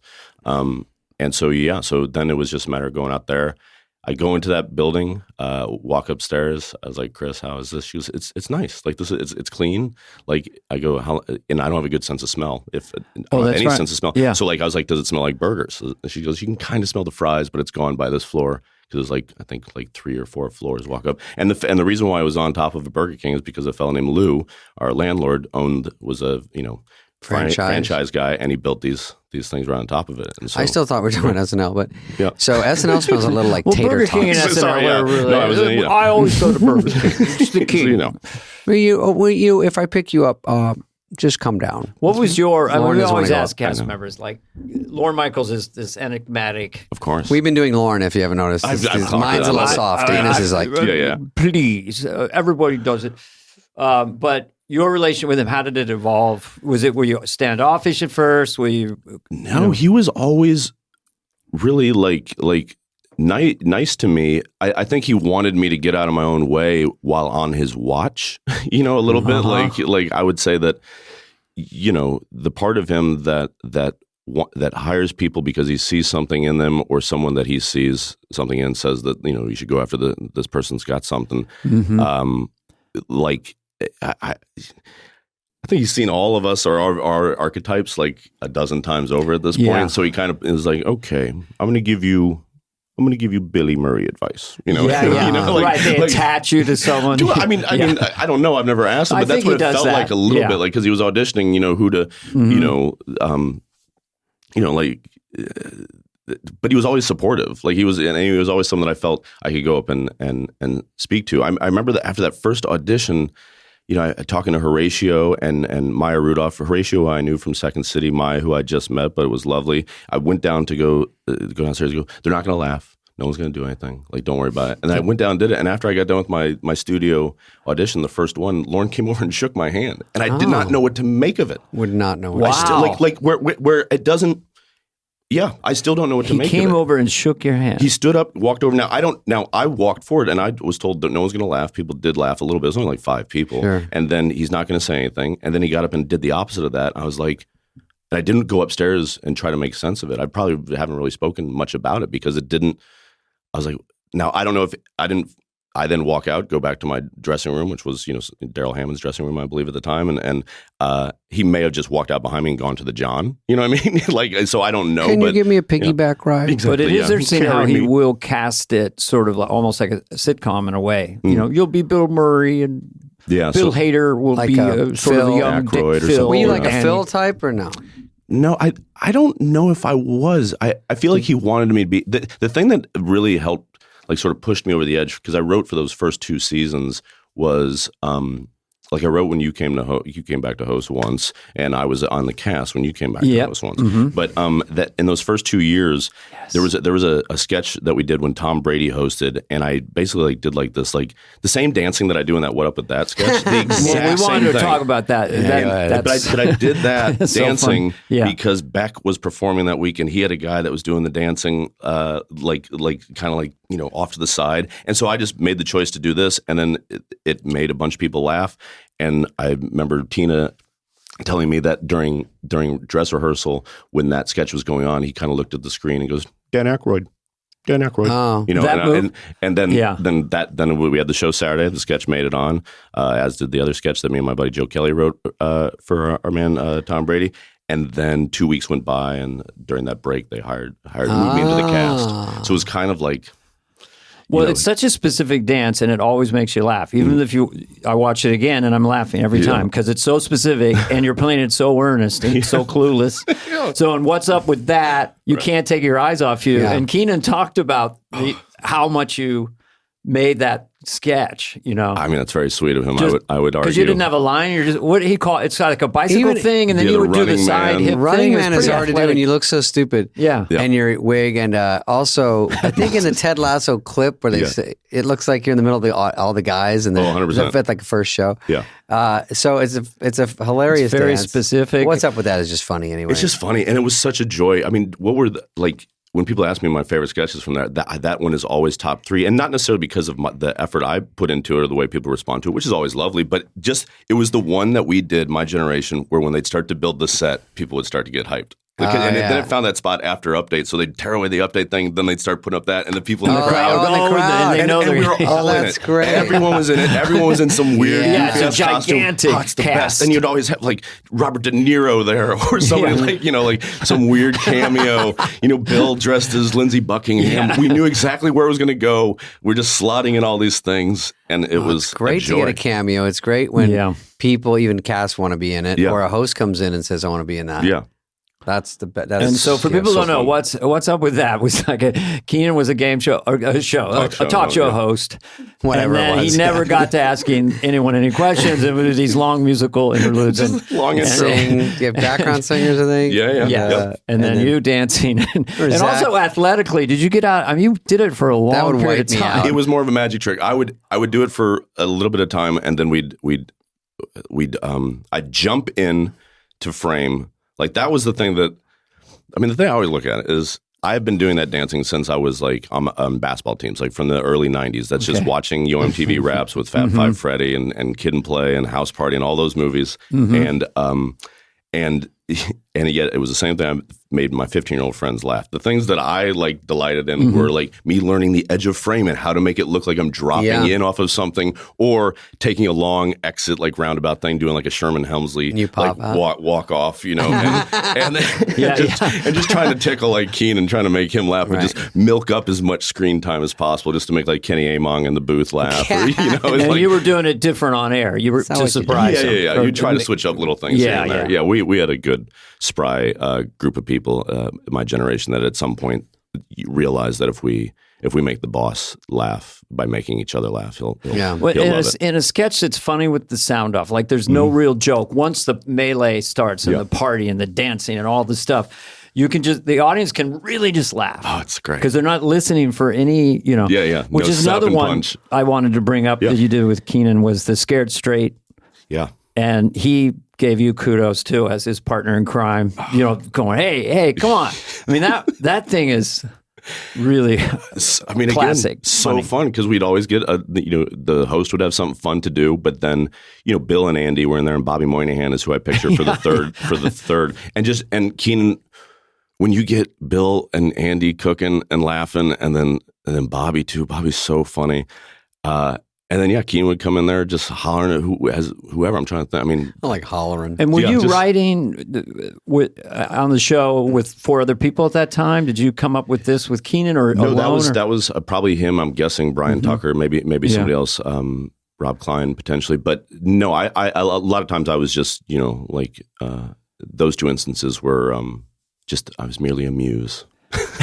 And who did you connect with as a writer? Did you have someone who you wrote with more regularly, or would come to you with stuff? Yeah, well, I mean, those first 2 years, I really felt imposter syndrome of as a writer only, because I had only recently discovered what I liked writing for myself. But again, that virtue of having funny friends, it was one of those things. And there are two sort of commandments, if you will, or a piece of advice that Tina gave. One was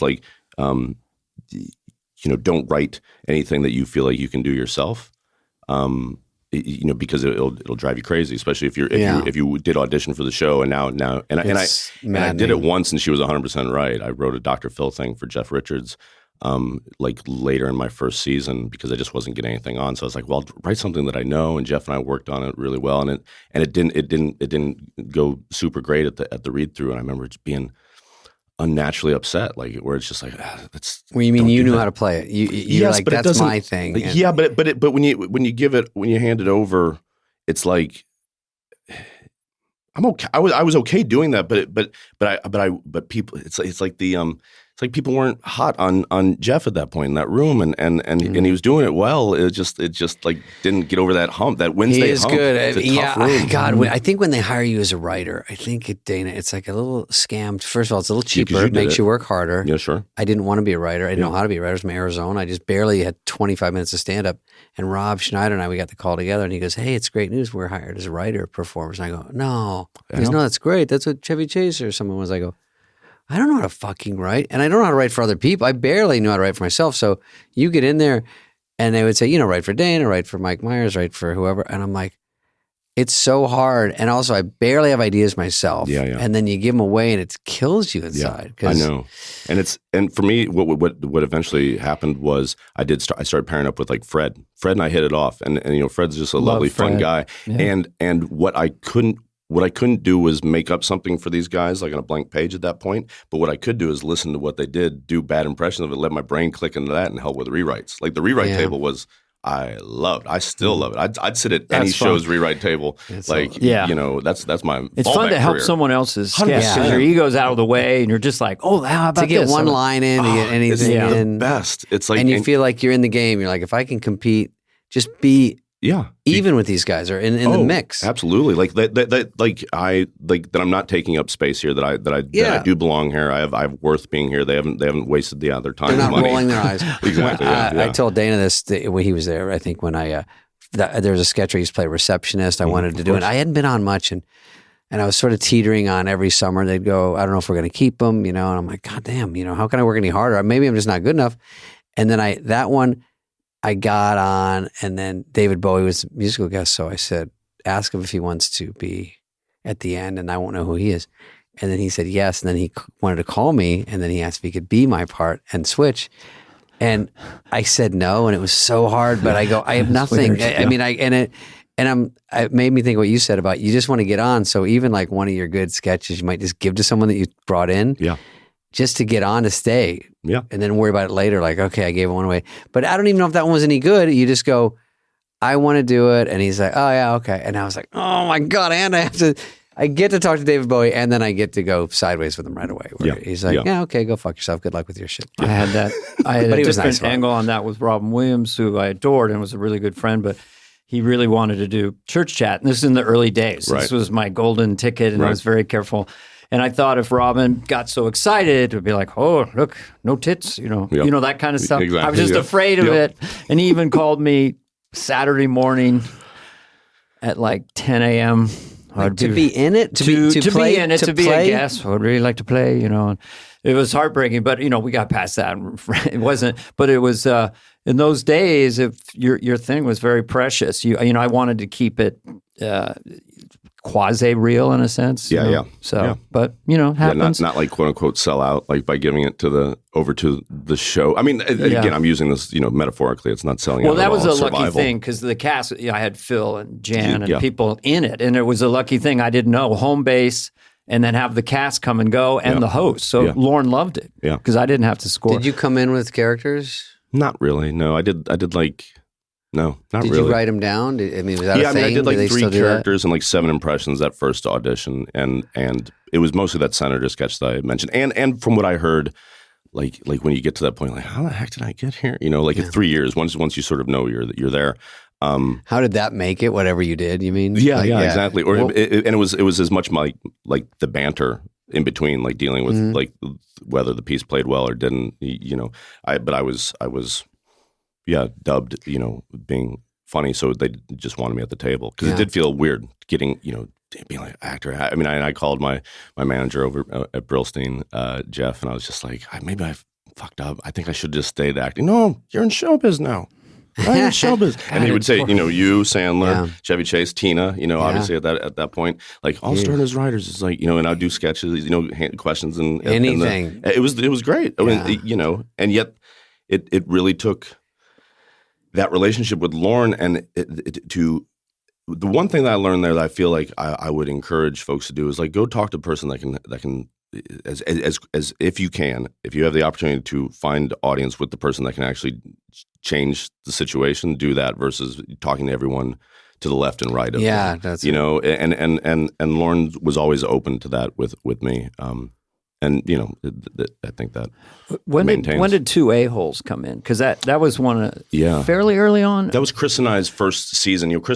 So that really you popped when I saw that. Yeah, I mean that was this magic Christmas episode that Jack Black hosted. Neil Young was the musical guest. We had our new sort of generation was pretty intact there. Like I had come in at the end last 3 episodes of the season prior. Bill and Andy got hired over the summer, and then Kristen got hired about 5-6 weeks into the season. And then Fred a little later. Well, Fred had already been there. Fred and Forte had already been there. Maya had already been there. So that was a a very fertile time on SNL. Yeah. The cast was. But that specific episode was that they did Lazy Sunday, the digital, the Lonely Island guys. We did Two A-Holes. Will Forte did the Spelling Bee sketch that he had submitted probably 6 times in the couple years, which was a Groundlings trunk piece that he had that just everybody loved. It never got over the hump. But Jack Black, who was the host of my very first episode as a writer that I got a piece on, he was just like this lucky charm for me specifically, but I feel for a lot of folks because he was one of those hosts that would just support the piece.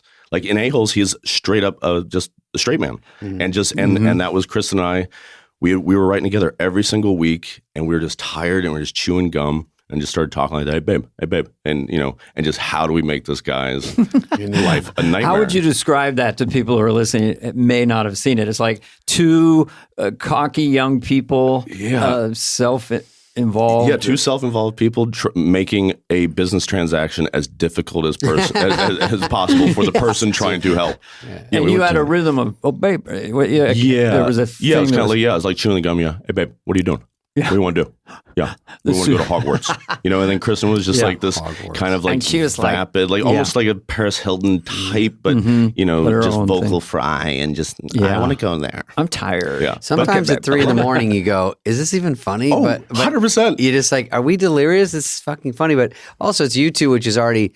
You're halfway there because people want you. Yeah, at that point. I mean, maybe you weren't even that. Still emerging. Yeah, I think. Yeah. I mean, she was off to the races because Chris had so many good characters. I mean, the Groundlings folks always consistently blew doors off of us Second City folks. Did they really? Yeah, I think in regards to characters.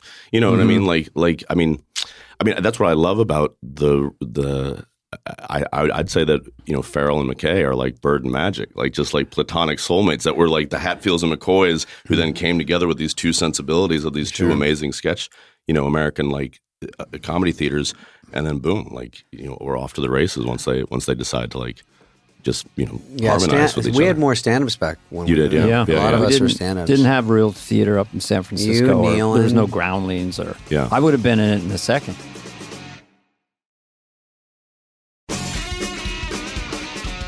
I wonder what it's like to be in the Groundlings today. Right. Because it's obviously such a feeder system. And and now the Hall of Fame with Lovitz and Phil and going, of course, must be very nerve-wracking because if you get in that and you're in the main company, people, you have a chance, Lauren's I would assume so, but I think it's especially being out here, because that was one thing about Second City in Chicago is that you weren't, it was just about trying to do that well, navigate that. You want to be a good improviser, you want to be a good writer, you want to be a good actor, but you wanted people to, do a good job for the piece, but you weren't thinking beyond the building you were in a lot of places, because I think it's in Chicago, even though it has that same, alumni, plus 20 more years. And you're kind of famous just doing it in Second City, right? I mean, that's a pretty big deal already. Yeah, and you're getting paid for it, which I don't know. I don't think Groundlings gets paid. I don't know if things have changed over the past few years. But can we talk about a few more of your really cool sketches you were in? The commitment. I watched I don't know if David saw it, but the potato chip with Will Forte and the way you both played it with such full-on sincerity and drama. And then when you started to break, I just thought, no wonder he's so good at Ted Lasso. You see the seeds of it. Sure. It's comedy, but I really felt bad for the way you played it. That first you were super defiant. You didn't need the potato chip. It's a complete theater of the absurd. Oh, absolutely. With such commitment. And Will Forte is a freak that way. He's on and then the way you decided to give it up, and then the way you saw it? I mean, you must have known that was, because that's such a weird sketch that people who like it must really mention it to you, right? 100%. That's one of those sketches I'd be curious to know from both of you. What's the one that people can come up to you and like, oh, we would have been friends as kids. If you like that, then we're like friends for life. People say, "What up with that?" That's great. People dress up like that character for Halloween. Yeah, but I would say Potato Chip and Main Justice. Is another two that if people come up to me and go, I love Potato Chip. Yeah. That I'm just like instantly have a soul connection with that person. Do you have one like that? Oh, yeah. What Skinheads from Maine. Which I did. I love we both have a Maine sketch. I did it on the variety show with Colbert. Yeah. It was just a flight of fancy of a Petridge Farm kind of voice being a skinhead. Yeah. The weather's the only thing that the Jews don't control. It was that level of him. That's funny. And what are you whittling there, Clem? He goes, I hate stick for beating Spaniards. And so it was Skinheads from Maine. Yeah. So people at an airport come up, hey man, our friends and I always mention that. Yeah. Because we're skinheads. Exactly. Yeah. Thanks for making us palatable. Thanks for repping us. What about you, David? It would be bye-bye. Maybe? Bye-bye. No, we did bye-bye twice. The second one bombed miserably. It's a very catchy catch. It's a catchy one, yeah. That was the only one. It was only twice. That's what we did, and then we went away I went to Los Angeles the next day, and this flight attendant said it. And then from then on, I probably honestly heard it maybe every day of my life for about 10 years. Because when you go off a plane, if they say anything like that, your head goes to your sketch. Absolutely. Oh, yeah. And then that's the easiest thing to say. And then they were told not to say that anymore. And then they show the sketch, because my friend's wife worked for American. They show them and say, this is what they think of us. So we have to change I'm like, geez, we've ruined everything. We say good morrow. Now we say good morrow. We say get fucked, get fucked, get fucked. I mean, they still hate you, whatever they're saying. Sorry about the leg room. Sorry, we're charging for bags. Yeah. No, it is. It bought me some street cred with, sometimes they come by and like in the Southwest and they give you like a thimble of water. Yeah. And then they come by and they go, hey, and they wink and they give me like a 2-gallon jug, and I go, oh my God. And then the person next to me, can I get another water? I'm like, I'm waterlogged. I've had too much. I'm holding it like a baby. And they're like, get fucked. I have too much That's water. mean. Get fucked. I know. They get mad at me. Now, what about this Maine Justice guy? That's another really... Yeah. I mean, it's the same character, really.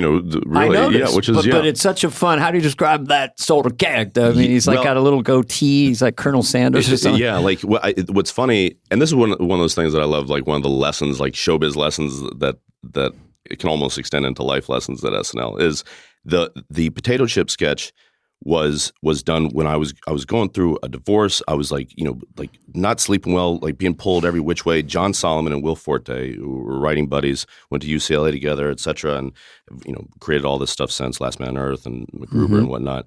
They write Potato Chip, and the reason they write that thing is because I had done a sketch a few weeks earlier. The first time we did. What up with that, actually, when Gerard Butler hosted, and I had just seen Cool Hand Luke, and I was kind of like, oh, it'd be funny to do a Cool Hand Luke sketch, but Cool Hand Luke tries to get out of eating the eggs by just being like, are these free range eggs? Like it's like he says, I bet I can eat 50 eggs. And then I wrote myself as like the George Kennedy part. So I'm doing all that. Oh, boss, here we come now. Doing all that, and it did well, but it didn't get picked. So you. And that's the beauty of like Wednesdays is like that's when you write one for them, one for you, and you do something, and then your friends, like hear things, or your coworkers hear things. Oh, Jason can do this voice, and so then they write Potato Chip and write me in that voice. Yeah, and so it comes from that, and so they're just right from this really crazy, silly place, which is literally just me doing a bad George Kennedy from Cool Hand Luke. But a loud, bombastic, cocky, high energy is fun to do in that studio. Yeah, and just picturing an outfit, whatever. Yeah. Again, one of those great things that I think Kristen is such a perfect example that the Groundlings folks had. Like they could see these characters that could just be transferred on the television. Oh yeah, with like wigs and just like the slight, like just a couple, props and wardrobe, and boom, they're off they went. So then with Main Justice, there was an idea that I had first year for Horatio Sands, and it was more like Texas Justice, and then just like then we just like added some layer of absurdity to it. We just make it Maine. And I mean, I've told this story before, but like Lauren and Seth hated it because there's no logic whatsoever. Yeah, it's not really a Maine accent. Yeah, it's not Maine. It makes them like, why are they talking like this? What is going on? Why are you talking about, crawdads up in Maine, and not lobsters, all this stuff. Yeah. And myself and Mike O'Brien, who was my office mate and a good friend, we wrote together a lot. And I'm trying to think who else was on there. Oh, I think Rob Klein as well. who was a Harvard kid, super clever and silly. We were just like, what are you talking about? What was the logic behind Toons is the driving cat? Yeah. You made us this way. It's your fault. Yeah. So I blame you, Dad. And so that's why 2/3 of that sketch, we just go through the list. We're like Bobby Moynihan's character is like, what the hell is going on? And then I just go through just exposition maybe this happened after Hurricane Katrina. Maybe there's a time hole war, like whatever. It's just this weird it's just to satisfy the story of where does this guy and then we just push on through. But yeah, that's one of those ones that you just, I think it was probably from the one, the Kool Hand Luke, but then also being a fan of Harry Connick Jr. When New Orleans folks would, get real comfy and just start talking. Real cozy. Yeah. Yeah. Did you, when you were just Kool Hand Luke, what were the things that blew your mind as a kid, like with movies or TV and stuff? Yeah. They inspired you. Was Kool Hand Luke one of them? No, the first one that comes to mind is Beverly Hills Cop. Seeing Beverly Hills Cop in the theater. Yeah, all of it. Yeah. Dun, dun, dun, you guys have to pay for the rights for that? If we use then we just laid out on it. We could do 6 notes. Exactly, you could do 6 notes, and then we're like, fucked. You do it for the repeat. Marcy, get Tina. Yep. Jason. Anyway. But that was a big one. SNL was huge. It was that was certainly. When were you in high school? When was SNL? What 94 was 90 to 94. That was a weird I know. Yeah. But I would say up until sophomore year, until my friend Matt Bale got his driver's license. Somehow you got a car, and then you're out. And then you're out every Saturday night. What were you doing late Saturday night? Not we were on 11:30. Like bowling. I probably didn't do too much. I don't know. What's in KC? We were on 10:30 in Kansas City. You guys were. We were on 10:30. Yeah, super. Yeah. Damn. God, Arizona, it's like on 9:30. Do you want me to do any of my sketches you may have missed? Boy. I got to ask him about let's go back. Where's it on Peacock movies? Everything's on Peacock. Yeah. Do they have to name the network? It's a swear. Peacock. You can't really put on an art piece on the Peacock. We're the Millers, Horrible Bosses. Stop me if you're in any of these. Horrible Bosses. Yeah, we were told by. Who were you told by? You're up to. You can do whatever you like. About the age group of when you're a certain age. I know. We just do this. I love looking at the ones like Dick Fuel, Crime Scene. Well, I thought that guy was fucking awesome. I did too. I thought that was so fun. That character. Dick Fuel. It's just me doing like a bad Stallone, but also Vin like Diesel. with Diesel. I'm doing Vin Diesel. But so you've got a really good bald cap on, really good. like a super short crew cut. Yeah. You coming in? What was his? He's supposed to take a hit from Jeremy Renner. He's supposed to he flinches. Yeah, he's just a stunt guy, and he just flinches every time. Yeah, and he fights back. It's so silly. It's so like. But yeah, I did that for the MTV Movie Awards when I hosted. That's it was fine. me. You can look at this if you want. It's just so Crime Scene is one of my favorites. We did that with Charlie Day. Yes. Okay, so now that was another great one. But that's written by Joe Kelly, who's one of the co-creators, one of my dear friends, who co-created Ted Lasso. Mm-hmm. That was a scene that he wrote for a sketch show after he didn't get asked back. He had a killer year at SNL, didn't come back, went on to go do great work at How I Met Your Mother, a handful of other sitcoms. He co-created Detroiters, etc. That was a scene that I saw him do in the sketch show. It was all about cops and magicians, right? So he does this thing, and I'm like, this is a humdinger. Like I just love the writing of it. It's so clever, and so like it reminded me of like. In that space of like the audition sketch from like Mr. Show or the Dead Parrot sketch, Monty Python, like one of those like where it's just like the writing is just super clever, and those are two of the all-time great sketches. Right, and just very quickly, it was like he's kind of doing sort of a quasi Columbo investigating a murder. Yep.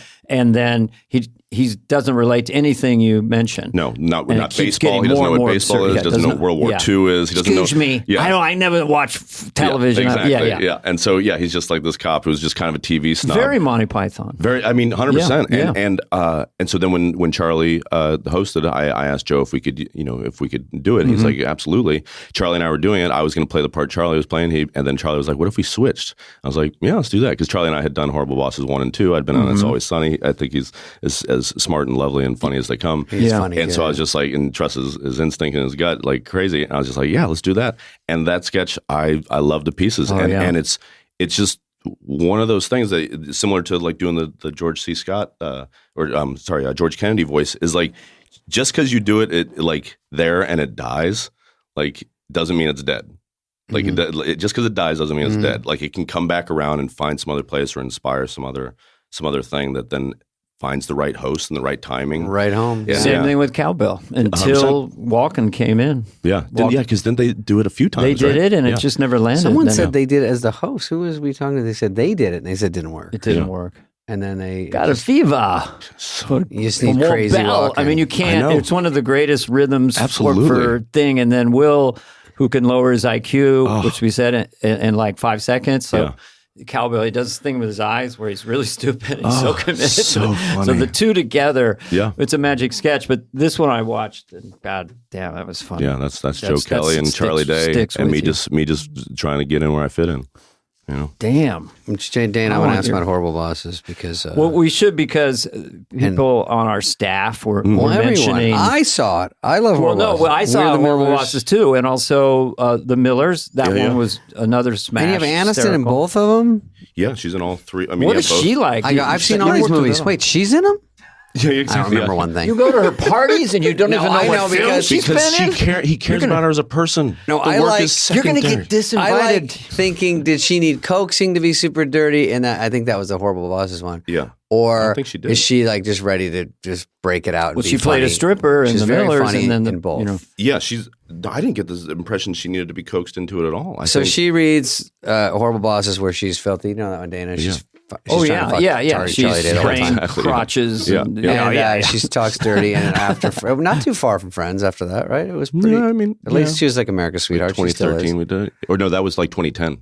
Yeah. So she, same year as Grown Ups. You remember that? Throwing a wig on, putting a wig on too. I mean, that was definitely her being, I would assume her having fun with the assumption that people make. Yeah. Yeah. I mean, it was kind of, the second one. I really liked the second one. It was like our homage. I mean, I think the world, like I said, of Charlie and of Jason Bateman and of their partners. Like, it's such a fun group to roll with and do even press together. They're and quick. If I could like have one thing, one do over, I would have put out that Horrible Bosses 2 movie maybe more in the summer because they did it. Warner Brothers New Line released it, from what I understand, as like counter programming for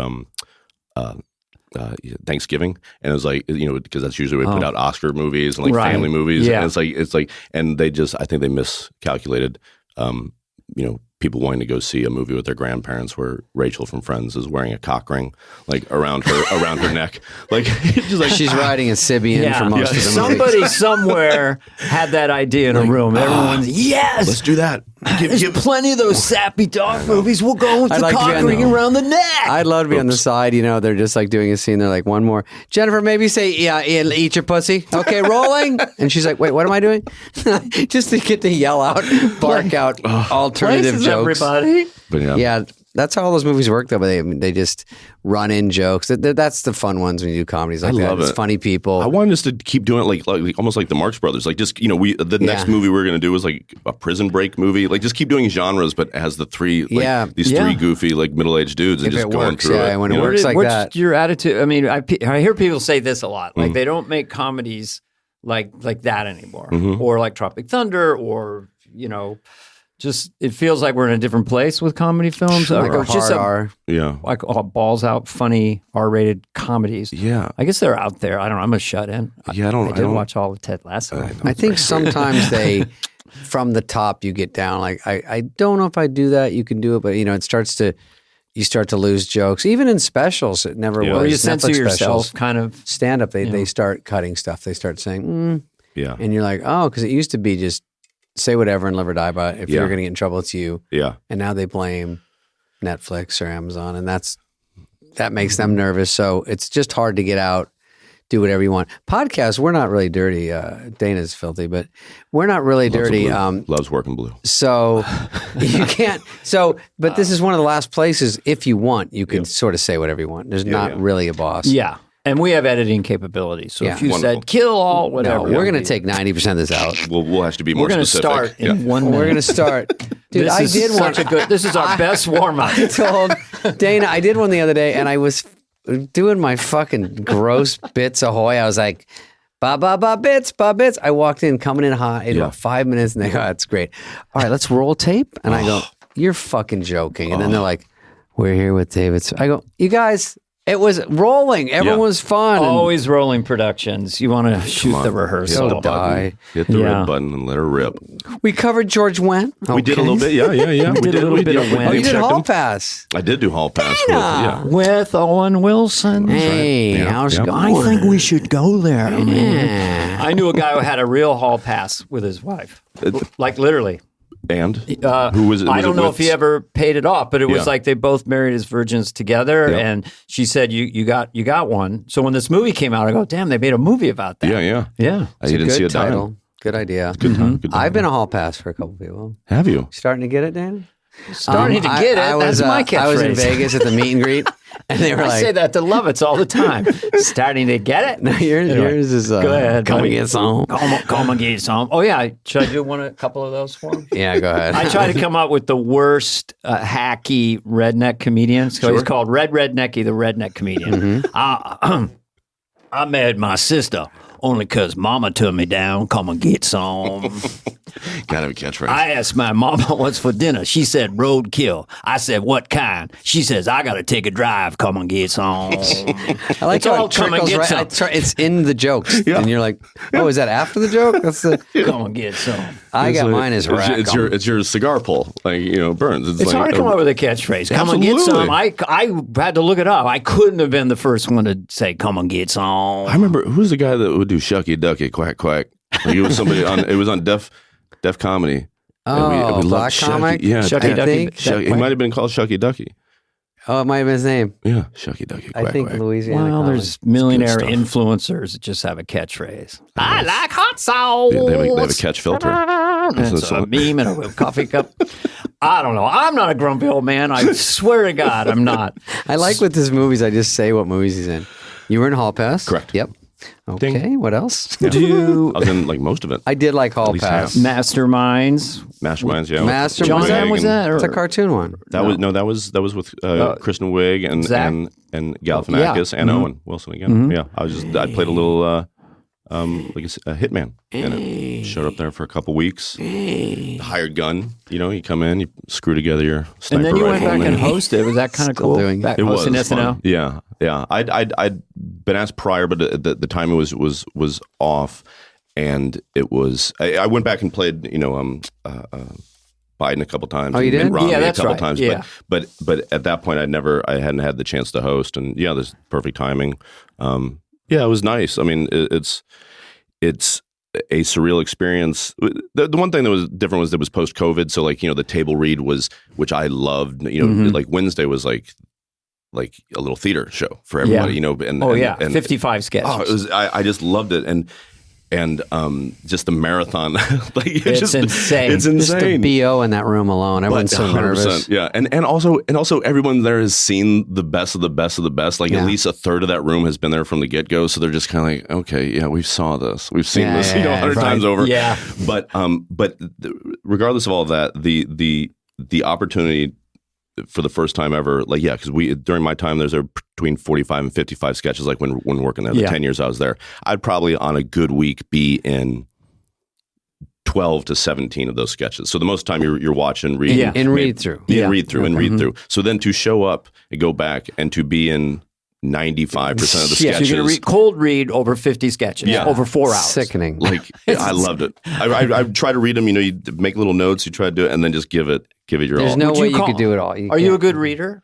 I'm a cold reader and stuff. Some people are exceptional, and then some people are good. Or maybe you're okay with it. I am okay with it. Yeah. And it did make, and it's something I say to anybody that is currently working at SNL or ever did or will if you get really good at doing SNL, you then need to then leave during the off weeks or the summers, go play with other people that don't do SNL, and you'll feel like Daniel LaRusso, like the Karate Kid, where it's like, I didn't know I learned how to do this. You're faster. Because you're in this all-star team and you lose perspective. You're thinking as long as you don't take that bunker mentality joke, into your relationships.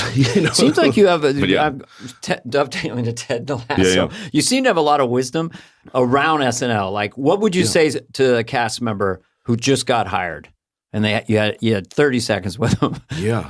I would say enjoy the process of creation and destruction on a weekly basis. Just enjoy it. Make shit, eat shit, etc. Repeat. Like, and don't judge yourself for when it sticks or when it doesn't. Because like I've never said just because it dies doesn't mean it's dead. I've never said that before, but that makes total sense to me. Oh yeah, and there's timing. Where is the set in the studio? Yeah. Who are you following? What sketch are you following? Yeah. And what's the vibe of that audience? Sometimes I can just tell when I'm doing stand up that there's a dead spot, and I see a open micer coming up. I go, no chance. Yeah. 5 minutes ago, probably would have rode a wave. Right now, it's just dead. So there's a lot of whimsy. But Jerry Minor, who is a friend and was a guy that I looked up to, when he was at Second City, when he was on one of the stages there, he came back to guest write, and I asked him the same question. What would you, if you had to do it all over again his time there? I think he was there for like maybe 2-3 seasons. I had more fun. If you could, the sooner you can make SNL your recess versus your school, the better. It's easier said than done. It's so hard. It's so hard. And yet if you're able to do that.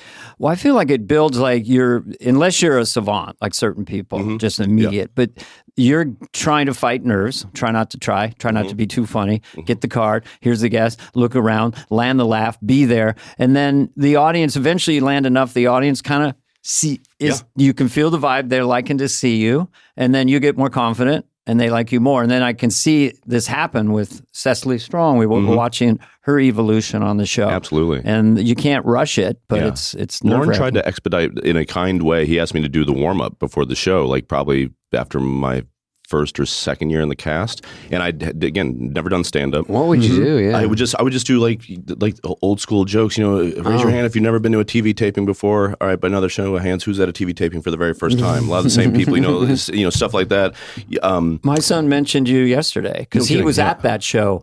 And he goes, we're going to interview him. He goes, oh man, he's a really good stand-up. Oh no, not because that's all he saw acting, you coming out. Yeah. That was Lauren just wanting the audience to have a better sense of who I was before showing up in the sketch. Yeah. Before you get out there. Yeah. And he would be, Norm used to do it. But like Norm evidently would say, so I'm going to be in this sketch. I'm going to come out. When I come out, really, really let them have it. Let them hear it.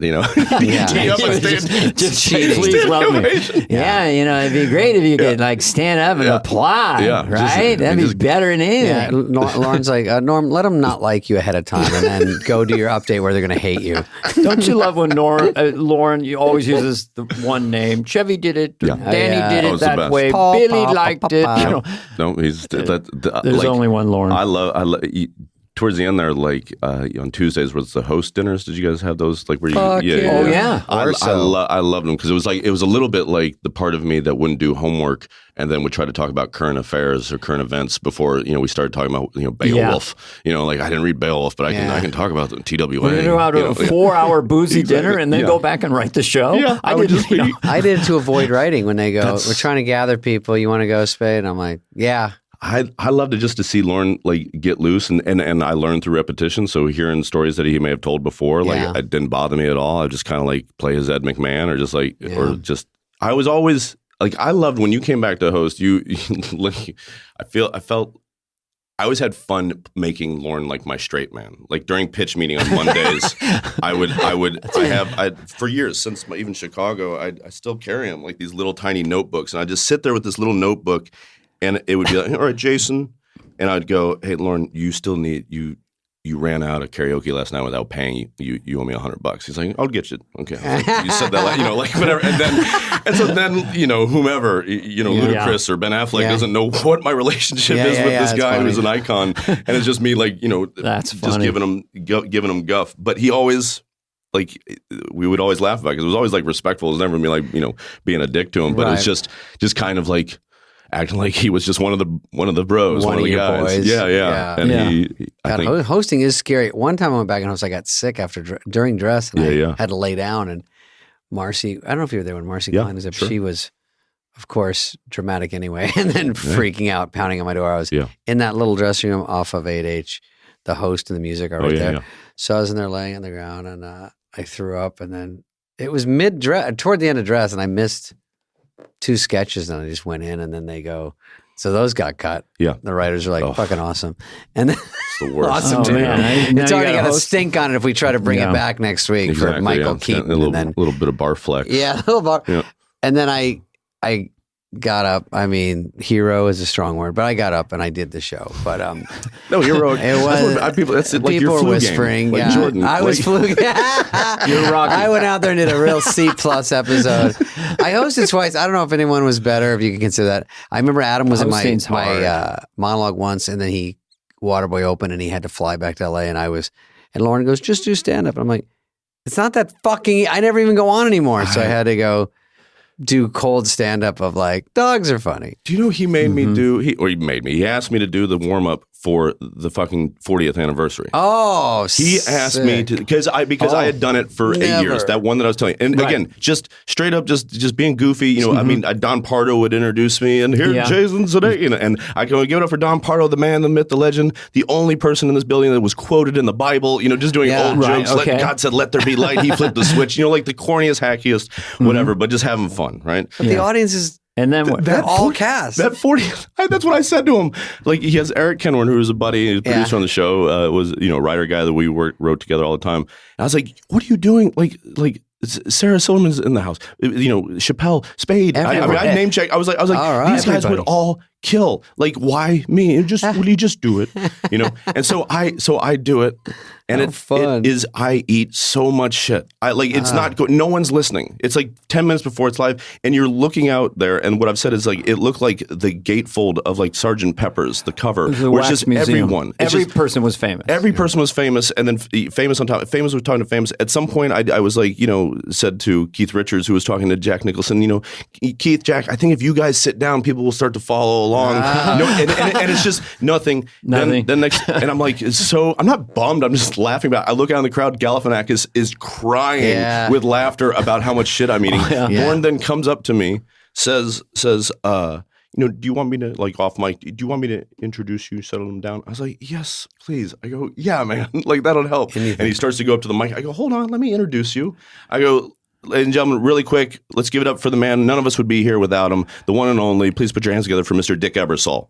And I make that joke. And as I do that, Bill Murray walks right in front of me, looks up at me, and gives me a little thumbs up, like burning the boss. And I was like, "That's why you say yes to this gig." I'll take that. Yeah. And so then Lauren says, you know, everybody quiets down a little bit, and then I got about 30 seconds to just say, "Hey, everybody, have fun tonight." You know, like before they got loud again before the real show started. But that was just mayhem. I didn't have a dressing room. I think I was just hanging out in the hallway or something. Yeah, my mouth gets dry just thinking about it right now. Stargazing, here we turn into is like somebody.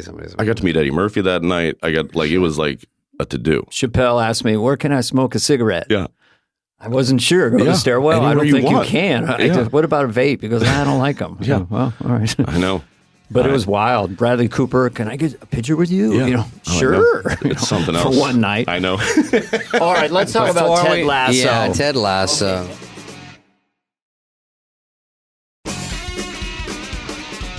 Ted started as a video. As a commercial, yeah. Very well. There was a guy with a beard in that, and then who made that call? I mean, there you go. Because is it the same guy? Same guy. It is the same guy? Same guy. Yeah. Because I was watching this morning going, Brendan, I don't know if they brought him over. No, dude. Your guys' chemistry and patter. Yeah, we're pals from way back when. I'll just set the table, David. Yeah. So I hear about Ted Lasso. Everyone's talking about Ted Lasso. I'm watching stuff. Blah, blah, blah, so Ted eventually Lasso. my wife Blah, and I blah, get to Ted Lasso. Like everyone else are like, it's sort of mandatory at this point. Yeah. And then it became like, this is lightning in a bottle. Yeah. And you've heard everything. And you actually, you can talk to it, but you've heard from famous people, right? That just had to tell you what they thought. Can you? I mean, you want to mention them or no? Just famous people. I mean, the ones that stick out were like, you know, finding out that Brad Pitt liked the show, finding out that, you know, Frank Oz writing a lovely letter, you know, like when we, at the Emmys last year, sitting next to, you know, Brian Cox and his wife and you know, we were at a table with some of the Succession folks, and then him being like, love the show. Like, just, man. If you get it, you never in a love million it. years. You know, it works on so many different levels. It's very the pop culture patter, how fast you all do it around the room. Talking about Julie Andrews movies, it's all thrown away. Julie Andrews sent Brett Goldstein a very nice headshot, proclaiming her own appreciation for him. So, and then you've another got example. The Roy Kent guy who's, these cocksuckers, we're going to kill him. So it's like it's almost like Andy Griffith at times. It's so earnest and sincere. Yeah. And then the likability factor of Ted Lasso the country bumpkin that doesn't know what he's doing. He's smarter than everyone. He has no ego. When the guy tried to take you down, that actor would be Muhammad. Yeah. And then you did your press conference and turned it. So what? So you do the NBC thing, and I watched it again, and you're a fish out of water. So then you guys get in a room, they get the order. Yeah. And so when did you know, like, hey, holy shit, we got a real hook for this now? Because you cast all these other characters. Yeah. How does that come together? I mean, it's like... It starts and stops. Because we did the first commercial in 2013, the second one in 2014 we got to do because the one in 2013 was well received. So it's sort of well received just by your friends. They hear it. Yeah, but we also hear about it from the football. Because it was made to bridge the gap between American football fans and soccer fans. And Brendan, who plays Coach Beard, and Joe Kelly, who was one of the creators of the commercial, and we're all friends. And we're kind of like Goldilocks. I know nothing. Joe knows a little bit about both, and Brendan knows a lot about both, but mostly, and more importantly, soccer. Yeah. And so we try to do that with the first commercial, and it hits like this weird Venn diagram of football fans like it, soccer fans like it, comedy folks like it, and the advertising, like the business people like it. And so we get to do a second one. They don't want to give us the same budget, meaning they don't want to fly us out to the UK. That's okay. All right, we'll make the commercial about how Ted got hired and fired in 3 days and fell in love with soccer, fell in love with the UK. And so that's where like all the enthusiasm and like not the egolessness, to a lot of degrees, came out. So then in 2015, Joe and Brendan and I meet in Brooklyn. My partner at the time was like, what do you guys all really enjoyed doing that? You should do something. I was like, yeah, but what? So we sit out for a week. And we're like, is it another commercial? Is it a movie? Is it this? And we sort of modeled it after the British Office, 6 episodes, 1 season, 6 episodes, second season, and then like an hour and a half special for the third season. And we just all these story ideas and characters just dumped out of us in. If that was a week, we worked on 3 projects that week. Wow. I'd say 4 out of those 7 days, like we're just dedicated, and we just filled up these pages. Then it goes away for a couple years. We have Olivia and I have kids. Joe, a couple years, yeah. We didn't do anything with it because kids. Joe and 3 other buddies created a show called Detroiters with Tim Robinson and Sam Richardson and our buddies at Cannon, and that was on Comedy Central. So that was taking all of Joe's focus. I was doing like little things with like Forte and movies here and there, and then Bill Lawrence approaches me about doing a project. We talk about that. That doesn't quite, we don't end up doing that. But he's like, if you have any ideas, and I have like this stack of like 50 pages, like a first draft, rough draft of a pilot, but then all these different breakdowns of episodes and ideas and whatnot. And we want to take a look at this. I sent it to him. She gave it to Bill. Yeah, gave it to Bill. Bill, and so to answer your question, it's when someone that knows that much about television looks at it and goes, "Oh, there's something here." Oh yeah, you guys could do. You guys could do You're this. Probably 90% there with that to a certain degree. Yeah, I mean a lot of it, but not that Bill's influence wasn't immense and super duper helpful, and really was the gas that got this sort of this old jalopy. Showrunners are big in this town. Huge. Like they almost are more important than the idea or the stars. Yeah. No, it's and he provided all that. So he really got us moving. And I look back through the text recently, kind of remind myself of like our own origin story. And it really took, a good calendar year for just, the business. He had other things going on. We had other things going on, and navigating the deals with, and I mean, you're talking about NBC owned the rights. Warner Brothers is where Bill's deal was, a show for Apple. And that was once Apple came on, because we pitched it to everyone, but Apple was the only one that said, we'll take it. We'll take a shot at it. And then, then all the deal making after that.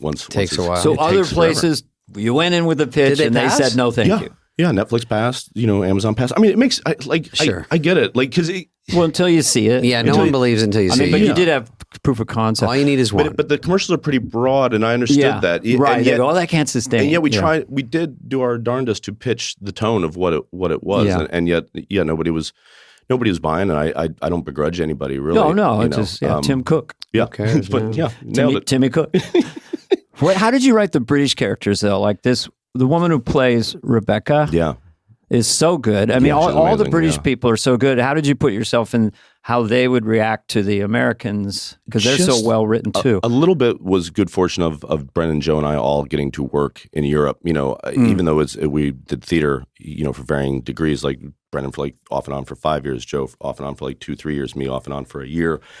Like we're just writing archetypes, and just of like the American, whatever spirit, and the assumptions being made, and we'd made jokes about all those stereotypes and assumptions while at Boom Chicago, taking the piss out of ourselves. So we kind of had that to a certain degree, and I mean, Brits are like, in a fun way, one other thing that we learned, that I feel like I learned when doing stuff at Boom Chicago, was how that we're more similar than we like to think, regardless of flag or age or race, gender, all those things, those complicated, amazing things that make the human jambalaya. Like at the end of the day, we like salt, we like sweet, we like we like Americans. kissing, but I mean, even across everywhere. So so if there's an archetype of someone that is too positive, I think any of us will assume like, oh, they're a nightmare, or something bad's going to happen, and you just sort of played against those things. 75 years or however many years of sitcoms, have us thinking that these things are supposed to go this way, these things are supposed to go that way, and we just try to like twist them or just turn them just a little tiny bit. Like nothing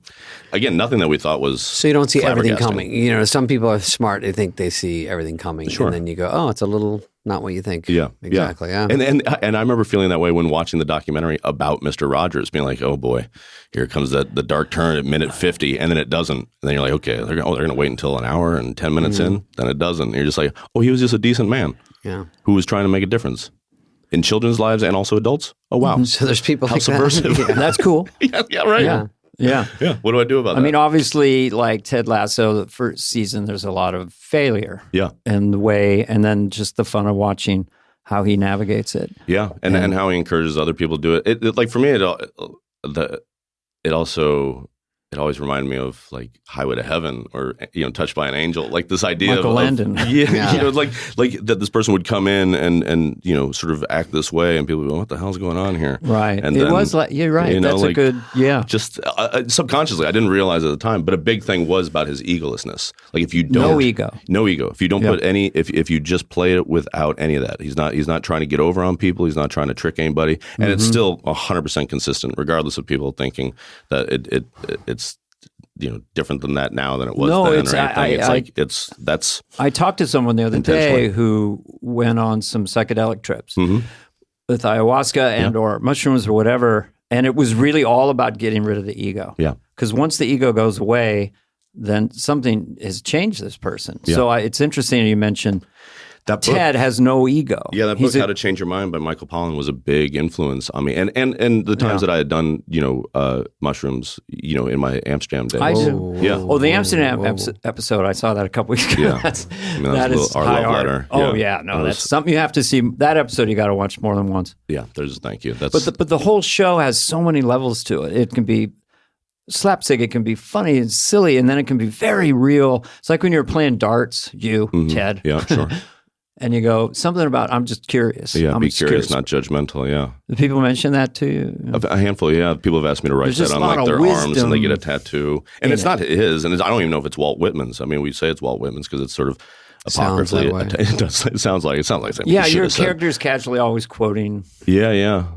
Robert Frost, but it's always thrown away. Yeah, trying to be. Yeah, like because he's not too.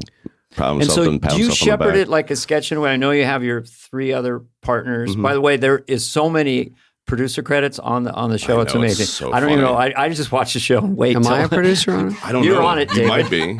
You might be after this. You're co-executive.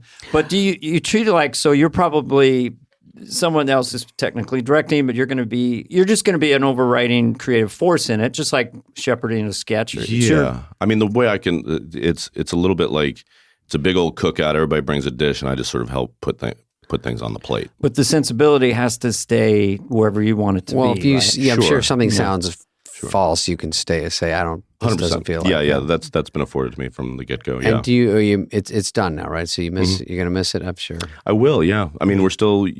Like I still watch cuts for like music stuff or something like that. But for the most part, yeah. But all the editing's done, all the writing's done. It's and now, we have the final 4 episodes being rolled out, and then handful of press here and there, which is a joy to do because we all get along actually. So. In the editing bay, they call it. Yeah. So it's sort of, there's so many choices in there, and so I would assume coming from all those years of sketch comedy and other things, that, and you may have people that are on the same sensibility, but sometimes you'll know, or I assume you're going to know, we have to go to that reaction shot a little sooner to get to laugh. Yes. So there's all that mathematics in there. And so this show is landing it so consistently. That stuff's hard to do. I would assume it's either a few people that are right on the same frequency or one person that says, guys, I think we should do it this way. Yeah. But there's a reason why it's so brilliant. I mean, I think it's just the best idea winning. And there's a certain level of harmony in it. And it is something that I learned in that same Karate Kid way that I was talking about with SNL, where, by the time you were there and by the time you were there, 15 years later, all those same people were still there building those sets, making those props, building those wigs, and they're all great at it. They've done 10,000 hours times, Unreal. Just our 3 generations, much less the 2 prior and then the 4 cents or whatever. And like, I was like, okay, my sketch got picked. I'm going to go into that room with the heads of each department and just let them know what the sketch is about from my perspective without pontificating, without being condescending, and just let these geniuses do whatever they want to do with it. And then we have done that with this show, like where and if you leave a little space for the people to create behind the camera and in the office and in marketing or whatever to lean into this show, the same space and grace we want to afford the audience as well, I think a lot of people feel more ownership over it. Yeah, they're good in their job, and you let them do their job. And if you hire good people, I like to not worry about some things. I like to kick at someone and say, you know what you're doing way more than I do, and you come in there and try to boss them around. It's nothing like someone handing you something good, and you get the credit, basically. And I get the Robert Smigel was out for me, and Bonnie Terry Turner. In terms of, it's such a difficult word, art or whatever. It seems like there was some, and you can talk to this or not, autobiographical tinges in the 3rd season based on you potentially your private life. It was, you can speak to that or not, but I couldn't help but notice, and I thought it was so wonderfully done, because I've been on the road at times with my sons and stuff like that. Yeah. I mean, but those are very poignant scenes. Thank you. Yeah. What's interesting is that my relationship to my life, like it wasn't there from the very get-go. Like even when the initial idea of doing a show, like, well, why would he go there? Because a guy like my age would most likely have a child, at least one child, and probably be in a relationship. If he's not, there's must be a reason why. And so that's why the pilot ends the way a pilot. I mean, literally the second it was thinking about it in the long form of a television show, I was like, I knew that was the ending of the pilot, was going to be okay. So none of that was autobiographical, and then as life sort of marched on, the only thing that in my life that helped inform the playing of things, and maybe even the notion of a story point when breaking the episodes, was being a father. And so what that's like to be away from your child, because, Otis and Daisy were, the season 2 and season 3 were in London. So I wasn't away from them, with the way we split our time with our children, it's a week on, week off. So, but I was always, they don't do overtime in the UK. So I was home. I was able to be home for real? bedtime. Nice. Yeah. So they literally afford you the opportunity to make a living. I know, right? Yeah. And so I didn't have to. Luckily I've never had a parent take their own life. So you just kind of like have to do the acting thing of like empathize with someone that has gone through that or has been forced to go through that based on the decisions. And so, it's, I understand people conflating the two. It's a good answer that it's not maybe people are reading in a bit. It's a place to go anyway. Yeah. It's what would naturally happen in these things, because so much of it for me is like what happens when, if you haven't broken up with someone and you haven't been broken up with, then there's a whole bunch of music out there for you once you do. There's a whole bunch of movies and TV too, and whether you're on either side of that thing, and boy, you think you like songs now, they're going to get you through things and make you want to jump off a roof and think you can fly, or the opposite. And to me, it's a compliment to your acting too. When you have that little soccer field, the Lego set, you're missing just the little references to FaceTime, or my son's here right now, or there's where his flight is. All that detail is so. I mean, that's just also having friends that go through all these things, and you just keeping those things in your head, heart, and soul, and letting them bang around there. Then at some point when they come out, they come out. I think about, I watched the it's not usually conscious. Like I watched the audio commentary for Godfather. I think it was either 1 or 2 just recently, and it was talking about how he made Godfather 1, and then everybody loved it, and he's like, "Do Godfather 2?" He's like, "I don't have a Godfather 2." He's like, "I don't." He goes, "But I forget the line the studio head had for him. It's like, you found out the formula for Coca-Cola, and you won't make any more bottles." Like, it's such a great line. And he had this separately. He had this idea about a father and son story where you show the father and son contemporaneously when they're at the same age, and then that came down. He remembered that, and that became Godfather 2. And so it's like these things going on in the world and life, are one thing, but it doesn't necessarily mean it's their time to show up. Christopher Walken hasn't showed up to say the lines yet. And so you're kind of like, all right, well, here it is all at this time. And so like I said, is it because one of our Lorneisms that we remember is he said to me once, "You never leave a hit." So with Ted Lasso, is it not in your mind? Advice, is it done now? This story is done. It sounds like such a political answer, but it's the truth. It's like we only conceived these 3. Then this thing became this big old thing that. How much content is the 3 seasons? If you think of it as a movie, gosh, it's 10 episodes, 12 episodes, 12 episodes, but this season is probably twice as long as the first season. The episodes are just just longer. There's more. More characters, more story. It could go back to being an NBC promo. Yeah, exactly. Yeah. You know what I think you could do? The natural, the Doppler effect. I know how this is some of Flight of Fantasy. Sorry, I'm interrupting. I'm cross-talking. Tarantino wrote a book after Once Upon a Time in Hollywood, which I loved so much. It feels like Ted Lasso, if there aren't going to be more television, that character, people would want to hear. Have you thought of that? 100%. Yeah, we've thought about writing a novel about him. Whether it's that, whether it's doing podcasts about the episodes to sort of offer those audio commentaries, which I was so lucky to grow up in a day and age of DVDs, just to sort of talk through things and the themes and the people that have expressed interest in the show, and also explain the show in a much more cerebral a way than I ever would have been able to explain it to anybody. And even when they're off or wrong, it's still interesting. But yeah, there's opportunities, I think, for spinoffs. The way people have gravitated and cared for these characters and seen themselves or their friends or their family in these characters in these situations is we were hoping people would do that. We didn't expect it to be when did you kind of go, holy shit?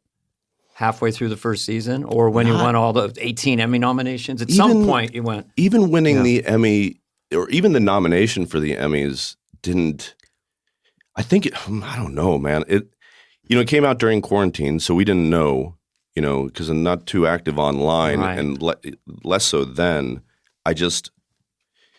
A guy would drive by the house when I'm taking out the garbage and honk, "Hey, I love the show." Oh, right. And it's a little bit the same way I felt SNL days. You walk around on Sunday and people are like, "Great show last night." You're like, "Oh, right. People watch the show." Someone's watching. What I mean? Terrifying. You can get a feel for what works and what doesn't sometimes, just out in the real world. Yeah. Oh, 100%. Yeah. And it's usually very different. And then you're getting slaughtered with it. You go, "Oh, shit, something's..." Then an Emmy nomination. Yeah. Then Apple probably tells you it's doing well. They might not tell you exactly how, but it's doing well. That was a big difference. That probably is from a business side of things, understanding that they have access to metrics and information that they don't share. Was it premiered on a Friday? We had already started our writers' room for season 2, just in case. Mm-hmm. Then Monday calls the heads of Apple call and say, "Hey, so we'd love to pick you up for a second season." Then 2 weeks after that, we'd love to add. Can you do 2 more episodes? That gives you the chills. For a second. Then 2 weeks after that, we'd love to get you for a 3rd season. And you're like, something has changed. They know something that I don't know in the inner sanctum. Yeah. But that anecdotal thing of walking around became more clear. Because season 2, we're in lockdown up there in London. So we started going to things later. Yes, we were winning these awards, but then you feel like, is that just inside the bottle or the bowl, the showbiz box? And which is lovely and flattering, and also a little something you keep. I don't know about you guys, but you keep a little bit well, you don't want to jinx it. Yeah, 100%. You're going to kill. Do season 4, it'll crush. Exactly. Yeah, you don't want to spook the muses, and so by the time we're going back there to do this past 3rd season, all of 2022, and getting to take the kids to football matches and stuff, and have people calling us coaches and being excited to see us, and I would say, and hearing Brad Pitt loved it. Yeah, exactly. Yeah, that's always nice. Yeah, you can tell, Miss Piggy and Yoda. Come on. No matter what you do, Dana, like you've done it, we've done it. You hear from the streets, like I could tell you the top movies that they like, the top TV, because it's just in order. You just hear this one the most, this one the most, and they probably only really like probably 40 of my movies. Like really, really love. I like them all.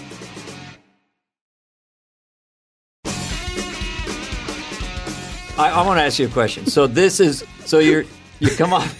Why did I add that? I don't know. We have editing capability. Get rid of anything I say. This is what's curious to me is because I came off like a rocket. I've never had anything because of this 30 years later. Yeah. I'm having a little bit of a moment in Hollywood. Nothing that anyone would know about, but I'm getting more things coming at me. So you come off SNL, you're doing all these movies, pandemic is whatever, you do this, and now here you are. You're the belle of the ball. Hollywood loves you. So now you're wiser, more mature. What's coming at you? Like movies, would you do a potato chip commercial if the price was right? 100% with Forte and Solomon. Yeah, you got to dance with the ones that brung you. Awesome. I couldn't do it alone. I mean, you know right now that you have this heat and that the audience loves you. The world, you're in this moment. And so I just wondered how, because now it's happening a second time. Here it is again. Yeah, it doesn't feel like it from the inside. Maybe that's my own just sort of like. But are things coming at you though? Like to a degree, but like there's a little bit of like, you could get things off the ground. What do we do? Yeah. What do we do with? But with the TV show, it'd be probably scary to go do one right away. Like you want to let it sit for a second. A complete about face. I mean, there's a few ideas out there. Like I was really wanted to do this. This play on Broadway with this, but just with family, it's tough. It's tough to. I'm still trying to navigate those real life things, and also just where my choice. Head, heart, and soul are at, and there's also a great desire to like get a little bored because I take your time. Yeah, I would say if anybody was advising, I would say just don't be in a hurry. This thing is still it's still landing. Yeah, people are discovering it. Today, which is tell lovely. Anyone who hasn't seen it, start. Yeah, I believe in that wholeheartedly. What I truly love is seeing the way all these great people behind the scenes, in front of the camera, the way that their lives have changed from it in a way that I was afforded an early glimpse of that with being hired by SNL. That changes the way. Folks that maybe weren't supportive of a child taking a path in the arts, mine were luckily, but it changes the game there. Where it's like my son, is just works on Let's Last. Just anything on it. Especially if one of their first things is a hit. Like it's also scary because some people like we used to talk about when you go on Friends and you're a young actor and you're on Friends and you don't. As much as you tell yourself, you don't know how hard it is after that. Like it can't be like this all the time. Even though everyone treats you like a certain way on anything that does well, you look back, it's always going to be ups and downs. So it's kind of like what you bring to it. Like I know we worked just as hard on, on any of those movies that you named as I did on this. I was charged with more responsibility and being like, like from the writing side, producing side, being the final like tube for, decision making and tone cop and whatnot. That's all lovely, but at the end of the day, what I'm putting out there and what I want to put out into the world is, and how I go about trying to do that. Been doing that is, from any of these sketches, from the sketches that weren't on SNL that I did with, all my buddies back in Kansas City from up you, to now. Basically, or your very tight friends. As long as that's coming from that area, then it's probably going to be good. Unless it's, I don't know, if Quentin Tarantino or whoever your favorite director, Scorsese, but in lieu of anything else, if it's coming from you, it feels authentic. And all I've done is added to the people that I want to make laugh and be proud of what I'm doing and then how I'm going about doing it. So it is those guys that I played basketball with, those guys from my, quote unquote cross country team. But then I acquired everything from my, Days of Improv in Kansas City, Chicago, boom. And so it's just like this. That same gatefold, that same, that I saw on the 40th, like I have that many people, behind me, and they're not looking over me, being like correcting my work or making me second guess. They're just encouraging me, and you just want to kind of be able to look back there metaphorically and be like, have them, doing that nod of just like, do it. Keep doing that. Good. Keep doing that. Keep being, you just want to be proud of you. You want to, and you also want to feel getting to come through sketch and improv in a whole community like Chicago could have happened to 10 dozen of the people that I got to work with, just different time. You know what I mean? That never got a total break. Yeah. Brilliant. And you want to do right by them too, because it's I don't know. There's so much karma. whimsy to this game, and it's there by the grace of God go I. Yeah. I mean, you have to stay humble and go. I love Paul Newman for that. He was my favorite celebrity. Because one they would go, "Oh, you've raised $500 million from your spaghetti sauce." Yeah. He goes, "I wish I'd kept the money." He didn't want to be put on a pedestal. Yeah. And the other thing, how did you do it? I could give you 1,000 answers. Just plain dumb luck. Yeah. Just those two things. You asked about movies that were huge influence. It's not a comedy by any means, but a big one that shows up in Ted Lasso all the time was Color of Money. In 1986. So between my age of 9 and 11, I watched these movies that I'd go to theaters with my dad. Things that are R-rated. Movies are everything. They everything. That the mental, the male mentoring in that movie. With Color Paul of Newman Money and Tom Cruise is and Tom Cruise after ladies and gentlemen, Top Gun, Tom Cruise, well after Risky Business and All the Right Moves and all that, but now he's a bona fide and he's incredible in it. He's like, that's when you don't hear enough about Color Money was a killer. It's because Scorsese has so many good ones. Yeah, but Color Money, I love that movie. I was talking about that. Ed Norton and I saw him recently. We were talking about that movie, and I thought I was going to get laid into when he started talking about Scorsese, because that guy knows. The guy's done the thing and forgot more about movies than I'll ever know. Yeah. And he brings up Color of Money. I go, I was so ready to geek out. Be like, that's my favorite Scorsese movie. And a lot of it has to do with the way I saw it, but then also those performances. Yeah. I recommend people to see that movie. And then if you love it, then go back and watch The Hustler as a prequel. Yeah. Because Jackie Gleason. Is that Jackie Gleason and Paul Newman? Yeah, where he plays Fast Eddie Felson, the same character. Same guy that wrote the novel, Walter Tevis, who wrote both books. And I like pool hall movies. I do too. Rack 'em. We were going to call this podcast Rack 'em. That's good. For real? After you do a punchline, you go, Rack 'em. There you go. And then just having a transition with the sound of the balls. Rack 'em. Because there's a mystique. There's a mystique to people that can play the piano really well as adults that you've never seen play piano, that are really good at Jeopardy. Yeah. And pool. If someone's good at pool, you're like, especially if they didn't grow up with money, they didn't grow up with a table in there. How do you get good at pool? The way they do the chalk and the way it goes perfectly on their hand. It's just the math of it. They made it look cool. It's so complicated, pool. But the dramatic movies affected me in 2001. I wasn't everything watching Jonathan Winters and stuff. Those things, right? I wouldn't say, could I do that? It was just blew my mind. Yeah. As art, and the Beatles, of course, Pink Floyd. Tom Hanks and Michael Keaton movies, where they're they're funny 15% of the movie, but it's they're carrying this dramatic narrative. Mr. Mom. Mr. Mom Michael Keaton is incredible. Mr. Mom is finally it gets his due. I love it. Mr. Keaton Mom has just a magic as an actor. Yeah. Gung Ho, I love. That was a movie my Uncle George was in. I have a Gung Ho poster that my Aunt Nancy gave me in my basement, and that was. But again, Michael Keaton was so. Oh, he's great. I mean, him and Tom Hanks, they were these modern versions. Tom Hanks and Big. Yeah. Tom Hanks. What'd you guys think of Punchline?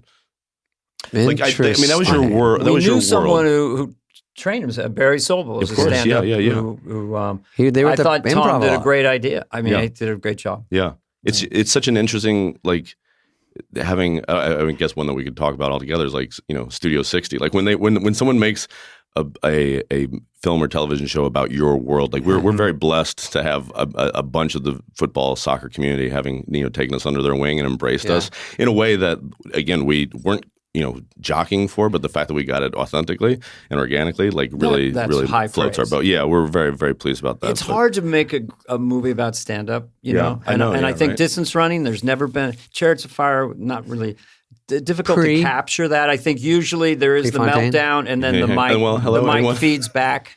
Yeah. And the comedian has a meltdown. Yeah. Which, of course, Tom Hanks is a brilliant actor, played it perfectly. Yeah. But I've never seen that in a Well, they also have locker rooms where at the the Improv. comedian turns and then there's a squeak. And wasn't there a locker room? Yes, there was, yeah. I mean, I think people would say Taylor Negron dressed up as a nun or something. What did for the show? Yep. It did it as well as anyone's done it, but it's hard to do it. If someone, they talk about doing a dramatic show about a sketch show. Yeah, like Studio 60, SNL when they did. I love the pilot, and then Studio 60. Yeah, it's just tough to capture that. That was all I watched. Yeah, it is. It's very. It is. What are the movies you revisit now as a Pulp Fiction's a big one. Like Pulp Fiction. I think Die Hard is early Quentin. What'd you say the second one? Die Hard. I think Die Hard. I think movies you can watch again. Like when my wife and I, it's.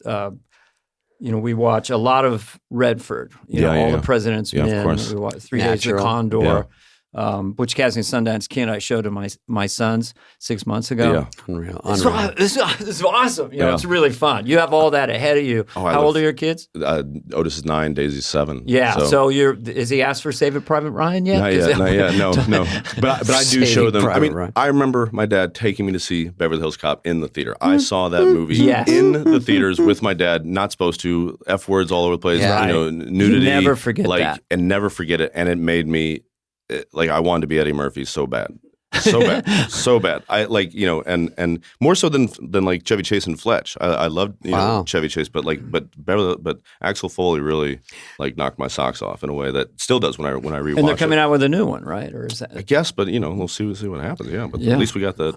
I loved Animal. Animal House was my R-rated one. They showed the girls TITS. I know it's heavy duty, and it was pretty great. What does that mean? I don't know. In the middle of the movie, I go, I have a boner. It was so illicit, so nasty. And Monty Python. Monty Python was I was pretty young when we snuck Clockwork Orange. Yeah. That scared me. Saw The Longest Day when I was 7 in the theater. The black and white World War II film. Yeah. Shouts about, the ships come up. Sorry, it's a little broken German there. Did you see The Fabelmans, the Spielberg one? I haven't watched it yet. I watched it on the plane ride. What do you think? I loved it. Really? And it is Spielberg. It's Spielberg telling, autobiographical like his story, but just his love of movies and having children that are falling, in love with storytelling and getting to see their mom and dad do it and so much I feel of, and I understand the laments over nepotism, but so much of it is seeing someone do it and see them enjoying it or seeing the way people enjoy them. Yeah. I nothing that I've purchased or have been given on a plane will move Otis towards wanting to do what I do for a living more than him probably seeing people give me as many high fives as they do when we go to a soccer game. Or anything, when they're happy to see you, when people are happy to see you, and they're being polite and begin because of the themes of this show. They're like, it's something that how often have we had the opportunity for people that work in comedy to have people take them aside and be like, I discovered this. I watched this when I was going through this, and it helped me. That's the thing. It's like if you were famous for, I don't want to pick on Porky's, but it's something like that, like a hard R weirdo movie that everyone loved. But with Lasso, TL, Teddy. With Teddy, the people are going to be emotional about it because it touches everything. Yeah, Hannah gets that a lot. The woman who plays Rebecca, just the amount of women that come up to her and just like, you are playing me. Yeah, she is a force of nature, obviously. Yeah. So the thing I was going to say earlier about the writers, we let all the Brits anglicize things. Every now and then do we push back where it's just like car park versus parking lot or saying tie instead of draw, and some of those things drive people crazy, and I understand that. But that's just this is the phrase that I would always use just so folks in Kansas can get it. So you're trying to get too much in the weeds of the politics. You don't want to lose the crowd because I think if your dominating emotion is confusion, then you're that much further away from either being happy or sad. You talk like Ted Lasso sometimes. Say that again. Or vice versa. If your dominant emotions are, I like your confusion. Your dominating emotion is confusion. If your dominant emotion is confusion, you're that much further away from making an audience. If the audience is confused, then they don't know whether to laugh or cry at a given moment. So you kind of try to give them breadcrumbs. That's me during Tenet. And that's nice. Exactly. Juno. My dominant emotion was anger. Juno Temple. Yes, ma'am. Is great. Just got to go through the list. Well, no, I like all these two actresses especially are great. Obviously, Brett Goldstein, just the way he stands all the time is like a gunslinger. He's just funny. He's like, funny voice. I'm sure it's not someone's going to do him on SNL. I know. I'm surprised they haven't yet. I'm really surprised. Yeah. He's such a funny character. But that's all him. It's fun to hear him talk about it because it's him doing Bill Sykes in his mind from Oliver. He's just just trying to be Bill Sykes. Just like. And so when I'm doing like rewrites or where you're breaking stories, just like the same thing at the rewrite table at SNL, just doing bad impressions of all these like very specific, authentic people. I'm just, talking like this with Rebecca and doing like that with Kaylee. And I'm doing bad. I can't do any of these accents. Right, but you're just hearing them. You're just hearing the rhythm and the cadence of it and trying to draw from what they're, what you... And when did you decide? Life experiences. Sorry, one more question. One last one. When did you decide that you would use R-rated language? Was that pretty early on? Yeah, that was early on. Because you kind of use it, you don't lean on it, but all of a sudden it's like, these fucking cocksuckers, mostly from him. Yeah. But that's an interesting dynamic. I 100% didn't want to use it myself. I didn't want him to be, all those movies Ted that I sort of got... And I was making these choices, for the reasons I made them. The movies that I was doing and the characters I was playing, a lot of them were cads, guys on the make, like trying to get girls and whatnot. Like Dick Fuel. Yeah, exactly. Like he just wanted respect. He just wants respect and a paycheck and a good lunch. But then. So I knew that lay on for me. I didn't want to be bawdy, and I didn't want him to swear. If he did, it was only I think he's done it once every season. But everybody else, it's like, that's just the world, as it is. And so we just wanted to. It just works. Apple never fought it. They didn't want us to use the C word. So we there was a monologue. And we it's had thrown around in England more. I mean, it's like, and that was the whole premise. Is like, we were even ready to beep it, but it was May, the woman who owns the bar, uses it very casually, and in reference to Ted when the C word. And just Ted and Beard's reaction to, whoa, hey, she's like, what's the big deal? And just her going, no, you can use it in a bunch of different ways. And she goes through a bunch of different ways. It reminds me a lot of like when it ended up not being able to use it because Apple was like, nah, we can't use the C word. I was like, all right. Remember Schneider's stand-up bit from days gone by of the word dude? Yeah. Is that great, that idea of... I like that you remember that. Oh, yeah. That was you were on that special too, I think. Right? Is that the young comedians? Yeah. Oh yeah, that thing got a lot of play. You're in a closet with a knife, dude. Yeah, talented.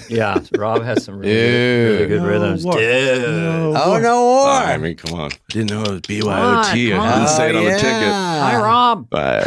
No, that's my joke. Calm down. This is mine. He's doing me at the U2 concert. Oh, what is it?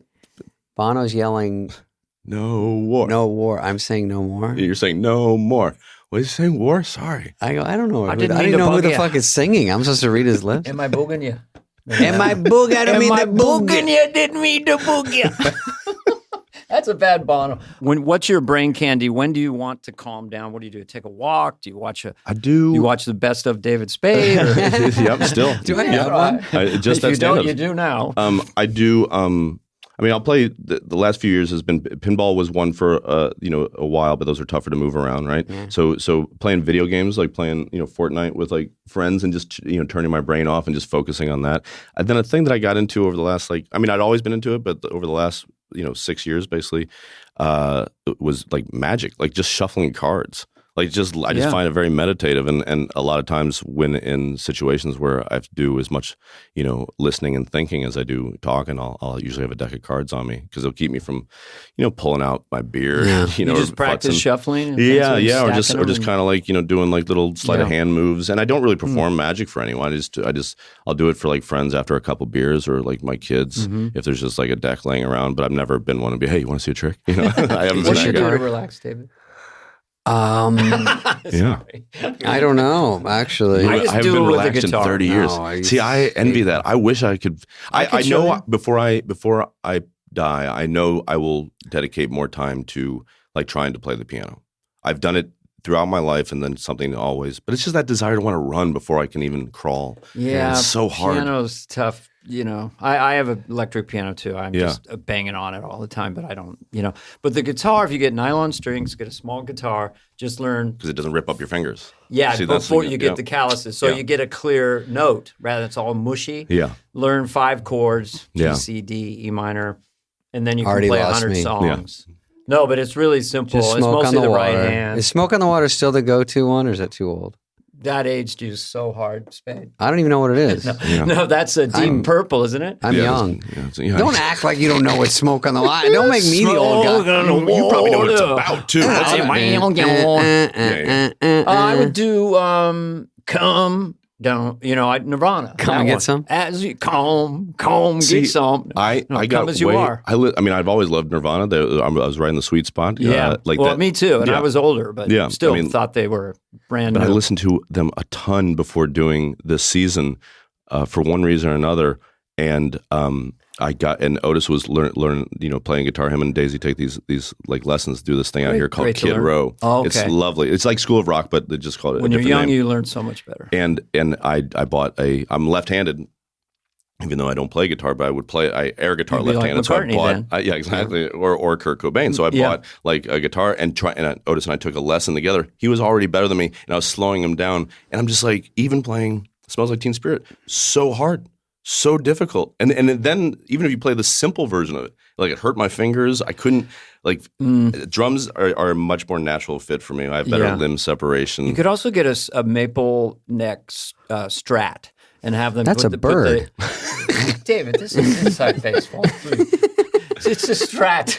Caster. The nylon strings was a mind blower here because I was like, oh yeah. But you can do it also with very lightweight strings on an electric guitar.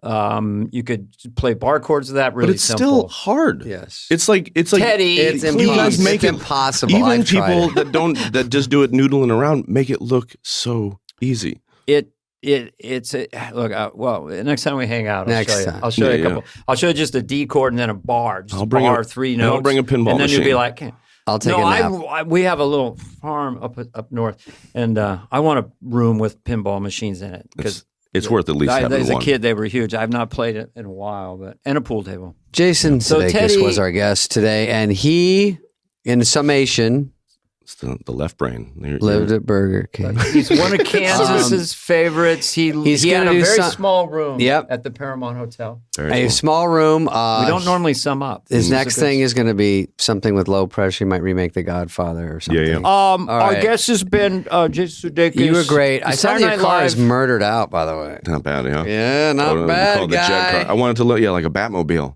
It looks cool. SNL All-Star, movie star, and now a global live streaming star. I don't know. It sounds like a new one. I mean, I said star 3 times. Yeah. It sounds like a nice resume. I just wish you all the best and take your time and have fun. And I'm one of those people that was really affected by this show and just love it. Just really affects me. I was affected by makes COVID. Me laugh. By COVID, David, we're going to work on you. David's a work in progress. No, I'm not. Look, I took notes. No one works harder than David. Thank you, Justin. What's your name? Justin Thoreau has been our Jason Justin guest. was last time. Billy Sedakis was here today, who plays Neil Sedaka. Tedward Liso. I think Bill Sedakis wasn't he like a baseball player? If I remember correctly. Is that Greek or what's it? Lithuanian. Litha who? Litha what? Litha who? Can I go away? I stand quietly. Lithuanian. But yeah. I'm throwing this away. David, I want to hear your hall pass story. Yeah, you didn't finish that. I dated a girl on Hall Pass. No, that's not your hall pass. The girls that come up to you at the end. Oh, you dated. But yes, he likes the other story better. In Vegas. Yeah, the girls that they go, you're my Hall Pass. You get the meet and greet, and I go, first of all, they're all nervous. They hands drenched like a ShamWow. I'm like, and then I go, and they go, I'm your Hall Pass. You're my Hall Pass. I go, oh, and they go, that's where I go, no, I know what it is. I'm a hard pass on my side. You're my hard pass. Yeah, you're my hard pass. I saw you in the back. I go, there's my hard pass. Because I'm a gentleman. It's not you, it's me.